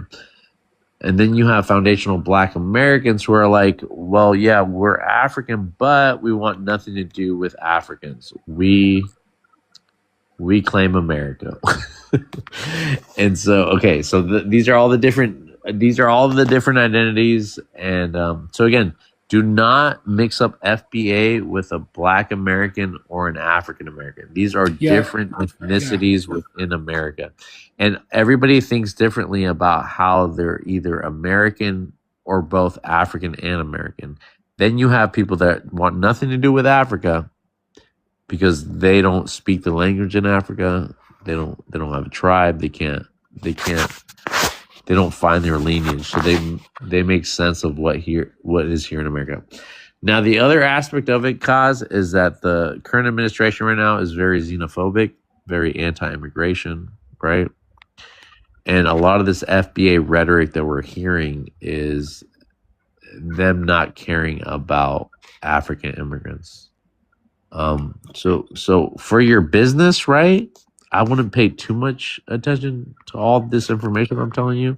I just want to make it clear that you don't mix up these ethnicities together. Don't worry. I say FBA, it was a mistake, but don't worry. I understand. Like not every Black American or African American like thinking the same. Like you are like 40 million of people, I think, in America. So you have a lot of people who think differently. Like I say, I've been like in Africa and I met a Black American right here, like no issues. Like they was really glad to be in there, and like some of them are my friend. And but it's just I didn't know like the division because I saw it on TikTok. You know, it's only on TikTok I saw like the division between like FBA and like African immigrant, and I hear some crazy story about like it's like some people think it's a plotting to replace. It's what I feel. It's what I hear on TikTok. It's like I feel some Black Americans feel like they like the white supremacy trying to replace them with Black immigrant, and they use Black immigrants against African American. So I'm not living there. I don't understand what's going on. Like I said, the perception of us outside America, it's like your country is fucking chaos, bro. Like it's the chaos. Like I don't know. Maybe I'm wrong. Maybe it's like it's the I don't know the Cause you're just learning as you go, you know. But you want to be informed, and so I'm trying to inform you. But it's not gonna affect. So as somebody that interacts with different people from all across the world, right? You want to be well informed about things. So I'm just saying you're never gonna come across the FBA and realize. Oh well, maybe let me take that back. You're in France. You said you're in France. Yeah. So I doubt it. A lot of FBAs don't even have a passport, right? And that's a little slight diss, but I'm just joking. But even in Paris, you have some Black American who come in Paris. Of course. But these people are so stuck to America. I understand what you mean. I understand perfectly what you mean. Their hate comes from them not knowing the world. Yeah, I understand. I understand what you mean. Yeah. Because the Black American I met, like outside America, they was like really open-minded because like they had to travel, they understand some other culture. So and I'm only talking about FBAs, by the way. I'm not talking about Black Americans, right? I know. I know. That's why I understand what you mean. Like I understand. Like I said, I'm not gonna do a generalization. Sorry, but yeah, I listen you. Yeah, thank you, Kaz. And that's all. At the end of the day, look, we've done an internal investigation about this, you know, to make a distinction between these ethnicities. But I think Bell wants to talk, and IFY. Let the sisters talk. Maybe But they can. I'm gonna just say one thing. The problem is, and it's creates a lot of division because like African too sometimes like fall on this shit too, you know. So I was hear some crazy shit between like the FBA and some, 100%. you know what I mean. So I can hear like some African who gonna doing generalization and like insulting FBA. Like I'm gonna say something. In France we have Caribbean, you know, like from like the French have a colony in Caribbean, like Martinique, Guadeloupe, you know. So we had this, since I'm fucking children, we have this discussion about like the roots of Caribbean. And me, I'm not gonna try to like impose the identity of Caribbean people. The Caribbean people have their own identity, their own culture. But we all agree we had like the same roots because like mostly they come from like the slave trade from Africa, but it's a mix of like like French, African, but mostly African, you know. But still they have their own culture. Let me say this, guys. So yes, of course, there's differences. Even in the continent of Africa, there's differences between people, right? But the FBA does not care about Caribbeans, do not care about Africans, for the most part, right? They're the ones punching down on and talking mess about the Black diaspora, right? So I'm just gonna give you that. These are the FBAs I've dealt with. Maybe you've met some some ones that aren't like that. But again, these are different than Black Americans or African Americans. But here, let me let Bell speak, and then IFY. You guys want to respond to Kaz? Give him some more context or anything? Uh, yeah. One thing I have made an observation of is you can love your country without hating another one. Like you said, you're Eritrean, right? There are some Eritreans who does not think about Ethiopia all that much, and there are some Eritreans who cannot stand Ethiopia. Correct? So it's just an example I'm giving you, like the same maybe with Ethiopians. But one thing is the FBAs would have been legit if they were only concerned about their identity, trying to find out exactly where they come from. It's just a very noble thing to do. There's nothing wrong with that. But what they claim is that Africans they get in our business and they try to tell us who we are and who we are not. No, Africans sold us. This is what they say. Yeah, they say stuff like that. And then another thing so let's say that we buy their complaints about Africans disrespecting FBAs or Black Americans, and that's what the whole thing towards Africa started. Like some lady actually, she kind of walked me through that.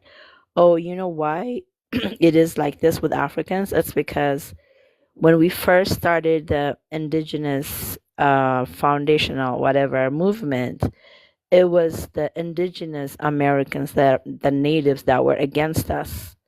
But now Africans started to side with the indigenous and then started to disrespect us. That's what they will tell you, how the hate on Africa started. But that's a lie, because even if you get on their panel and you say one nice thing about your own country, they look at it as that is like being against them. Even if you say like, oh, Eritrea is beautiful or Ethiopia is beautiful, oh my God, they will just shout and scream and yell, and you don't even have to say anything bad to them. So the movement, sometimes they question it. Is it really about an identity of being from America, or it's just self-hate being associated to Africa? So you question it. I mean, I don't have any problem trying to find out who you are. I have no business telling you like you're part, especially as an East Africa. I don't think we have anything to do with the slave trade. We cannot say anything, to be honest. But the second you said like, oh, Eritrea is beautiful or Kenya's this and Nigeria, oh my God, they would just yell and scream at you. Well, look, an FBA, Bell, an FBA would be quick to distinguish a West African from an East African. That's what an FBA would do, right? Even though they don't relate to West Africans. Yeah, but they will say East Africans are Arabs. They're not even Africans. They're not true Africans. So here, Bell. So what I'm saying is, the foundational Black American, they are more YT. Like they think that we are, from Afro-Asiatic or Arab. Yeah. They're just projecting, right? So yeah. And the funny thing is, you cannot say anything about them, but they can say anything. Watch me say everything about them. That's the relationship I'm American. I'm Nipsey Hussle in America.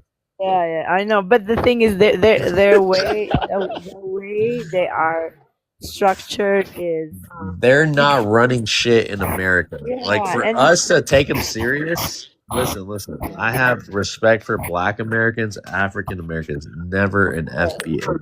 That's it. That's all, Bell. Of course, that's my point. I mean, you can say something nice, positive about Eritrea, that they will take it as like you are saying something bad about America. I mean, that is like so sick, though. You can love your country without hating any other country. It's fine to love yours. It's fine to be FBA and love America and all that. Fine. But they really think the love is directly connected to hating Well, others. their love is connected to the trauma about Yeah, what yeah, YT yeah. people put them through in America. Yeah, Okay. that's the And one so thing I have a problem that's with. called trauma bonding. And that's something that takes generations to heal from, you know? So in the meantime, they only can project about their self hate, about their dark skin, their Oh, texture, 100%. And that then how the they look skin like, thing. for them to Have you compare noticed? Africans to African Americans, you know? Then they will bring a picture on their panels, a light-skinned American who looks exactly like Ethiopian or Eritrean, and they will be like, look at this. We They are got the Somalis already with the big foreheads, and they're aliens, and so on and so forth. All right. So again, guys, this has always been characters within the YT people did this to every race. This is what we don't remember. We don't remember how colonization worked, patriotism worked, nationalism worked, and how they profited, and they always make money by dehumanizing other people that they choose not to make American. YT people are now the Native Americans. They run the casinos, they run the land, they put the true Native Americans on reservations. They got the black labor force that's not doing the same kind of labor. So now, because these Black Americans are so attached to their former slave masters, that they have to get work from, they have to have cheap labor from all across the world. This is why immigrants come here, not only for cheap labor, but on their own merits. They get the best doctors. They get America is the land. This is the melting pot, right? Sorry, guys. I'm just gonna say goodbye. I need to prepare for work. Thank All you right, for all right. listening me, and thank you for the explanation. I will. I'm sorry. Sorry. You good? Sometimes I'm You looking good, for my cause words. yeah, bless up, man. I'm Have a happy good that we day. can inform you just a little bit more, and so you don't have to worry about it when you're at work and dealing with people. That's all. That's all. What you say? I'm happy that we can inform you about that. You're really never going to run into an FBA and make a Yeah. Thank distinction you. between an FBA and a Black American and an African American. That's all. Yeah. Thank you very much. Yeah. Thank you. And yeah, it looked like chaos outside the country, the perception, but yeah. Yeah. All Have a right, great blessings, day. brother. All right, good Thanks. night, bro. So I have a question for you. You said you just found out like you're Mexican and Eritrean, but you thought you were I didn't Ethiopian. just find out. I always knew. I thought I was Ethiopian, but Ethiopia. When my dad was there, he fought the war. He was part of the Civil War there, right? So Eritrea was Ethiopia when he was born there, but then they got their independence in 1991 or 92, right? And so it went back to Eritrea. And then so I didn't connect with my father and my aunt. I just reconnected with them. I didn't grow up with that side, so Oh, so you probably thought they were from Tigray. Maybe they spoke Tigrinya. no. So my birth certificate said that my father was Ethiopian. Oh, but he just lived in Ethiopia. He was, well, it was Ethiopia when Ethiopia colonized Eritrea. Okay. So not colonized, but more like Then occupied. all right, well, you're okay, maybe, but Eritrea got its independence, so it became back to Eritrea. But either way, he was Eritrean. Asmara, And your mom? she's Mexican. Okay, so they met in the U.S. Yeah. But I grew up with my mom. I didn't grow up with my dad. I see. So you have that Habesha look. I guess. Yeah. Yeah, when I'm around my people, I look like them. I don't look like a Mexican. I see. I look like an Arab or Indian to my Mexican people, but I look Habesha to my Habesha people. Oh, okay. Yeah, because that Habesha look is very deceiving anyway. It can be in any culture. Like I went to Spain in Malaga, like in August, and everybody thought I was like a darker Spanish. They were speaking to me in Spanish. I'm like, no, I don't speak Spanish. And then same travel, we went to Sicily, southern Italy, and they thought I was like Sicilian. I was like, no, no, no, no, no, I'm Ethiopian. Maybe you guys don't know the Habesha look, but I'm Ethiopian, you know? So that Habesha look fits in everywhere. And then now the FBAs, if you look at their panels, the pictures they brought on their panels to say like, oh, these are FBA, they look exactly Eritrean or Ethiopian. That's the kind. Oh, that's so cute. Wow, yeah, you look very Habesha on that picture.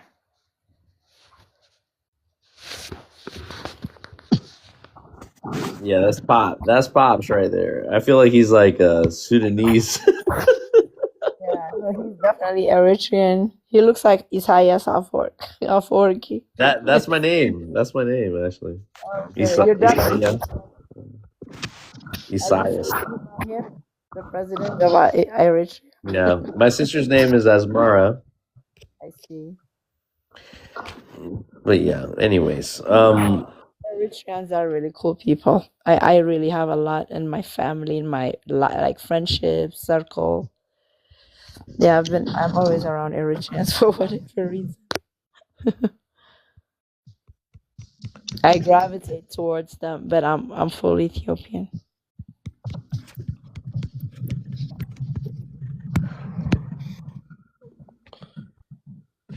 so yeah, once I reconnected, they were like, "You're not Ethiopian, you're Eritrean, all right, and be proud." So it's not that I went to college with Ethiopians, and like I said, I thought I was Ethiopian because that's what it said on my birth certificate, without knowing my father. But I reconnected. So Have you been to anyway, Eritrea? well, Have you been to Eritrea? Did you go visit? no, I'm going soon though. Okay. Yeah. I'm gonna stop by Hey, Vibes. Virginia. Yeah, go ahead, sis. Yeah, I'm about to go because I'm in. I'm It's not sure Sunday morning everyone here. can hear me, but We gotta go I to gotta like conserve church my and stuff. But the energy. thing is, Have a good night. Y'all And talking keep... over each other. I know, right? I'm so but sorry. what I'm So she saying can hear is, me. Bell, the let it. the hate is really really serious on TikTok, but it's not real. It makes you wonder, like, why did I even care about this I'm just topic gonna let her of finish, theirs, okay? thinking it was bigger than what it was. So I am to blame also, but I'm learning a lot from this one guy. He doesn't consider himself FBA, but he has a lot of information about Black people being in US before anybody else, and that I kind of buy into it. He flirted with you. No, he doesn't. No. The thing is, He's got a lot of information, huh? He's got a lot of information. yeah, he does. And then how I process it is, all this information is about Africa. At the end of the day, it's Africa. All right. Well, Sister Bell, I appreciate you. We're gonna reconnect, even though you're the ops. I was just joking. I'm joking. It was a joke. It was a joke, Bell. It was a joke. That's definitely dying. That's just between the two governments butt hitting. I know, Bell. Bell, stay up though. I think IFY wanted to say something while you were here. Yeah. IFY, go ahead. I'm gonna leave soon too, guys. If you come to Addis, maybe you'll come one day. You'll see how Eritreans are living really, really free. Nobody bothers them. And then the ones that really never left are extremely successful. So don't buy into it. Really, don't. Alright, It's a so different dynamic in Addis. I hear you, Habasha. I hear you. Go ahead, Yeah. FY. right, Yeah. All she right. can hear So me. So nice if you want to connecting with talk, you. I just okay, followed you and I'll let stay. her Bella, finish. stay. No, you have to stay. FY, IFY stayed for you. You better stay for IFY. All right. This is a group thing. Oh, Alright, okay. so Okay. I know she can hear me. So The thing is, but it's you want to Sunday tell here. her to hold on, Bell, hold on to her for a minute, girl. You Sis, guys are gonna waste my Sunday. Oh my God, girl. All right, bye, bye, Bella. we Since just you, finished right now Bell, because like oh my this god. is why. This is why. Bell, be a Yeah. Habasha and stick around. Listen to IFY real quick. I can't hear her, so that's why. So mute up. Oh my god. Sis, I really want you in my We corner can't hear because her. I'm just now Bell, Vibes is I can gonna let hear. you know what I I can hear said you. though, but I want you in my corner because I ain't gotta say much. Like I was gonna leave the floor for you. Like I want you like you're the kind of person I want on my team. You know, so because I can just sit back and relax and you know what to say and what to you know. But Vibes, I just followed you and keep doing what you're doing. I'm glad I ran into your life and continue what you're doing because I think sometimes we African Americans, don't have the opportunity to like say what we want to say because most of these panels are hijacked by the FBAs and they really don't make any cross point across, so they really don't try to like um understand what the other person is saying or where they're coming from. They just when once you tell them where you're from or where your family is from or whatever, they just start the mockery or the cussing or all kind of stuff, like just to like displace your thinking or like make you think like them, and don't even bother telling them you're educated because as soon as you say that, it's a war. They're like, oh, you're saying you're better than us, like so you can't even like talk about your achievement or talk about who you are or what you can do or how you know what it means for you to be here. But I'm just gonna leave you because I need to conserve my energy for That's this week fair. of time. All Yeah, right. IFY, I appreciate that, and that's why I do this. And we do have a big team. You know, I'm not alone. Like I do have a whole. I had a couple of my mods up here. So And I we. just followed you, Can and you repeat what she if said? you I haven't want, heard if you anything. can, She was just saying that like follow thank you back. for doing what you're doing. There isn't spaces on FBA channels to speak about. As soon as you introduce yourself, as soon as you tell them you're African or you're educated, they're gonna call you a tether, or they're gonna call you an anchor baby, or whatever. I've been there. IFY. So this would be a safe space for us. It wouldn't be a safe space for FBA, even though we understand Black Americans. And the greatest part about this is that we do hear other conversations about Black Americans and African Americans that speak against FBA. You know, and then we also have FBA people. We have to have empathy for Black Americans because they always want to be like, oh well, foundational Black American sounds nice. Maybe that's what I am. You know, so we're here to remind them about how people try to subscribe to that identity because it sounds good, but they don't see the other half of it. They don't see the other side of what we're dealing with. And then, like I said again, it's like based off the current administration with the anti-immigration rhetoric, with Donald Trump, with the Black MAGAs, with the FBA MAGAs. So we have to be very clear about where we stand and be prideful about where we come from. If we're even first generation, second generation Americans, if we're immigrants, if you know, again. So anyways, thank you, sister IFY. I appreciate that, and that's why I do what we do. And you're always welcome to come up, just like you, Belle. You're always welcome to come up, my Ethiopian sister. And there's always a safe space for you guys. I Appreciate love you you. guys. Y'all Good stay night. up. Have a good one. Wow. Bye. Thank you.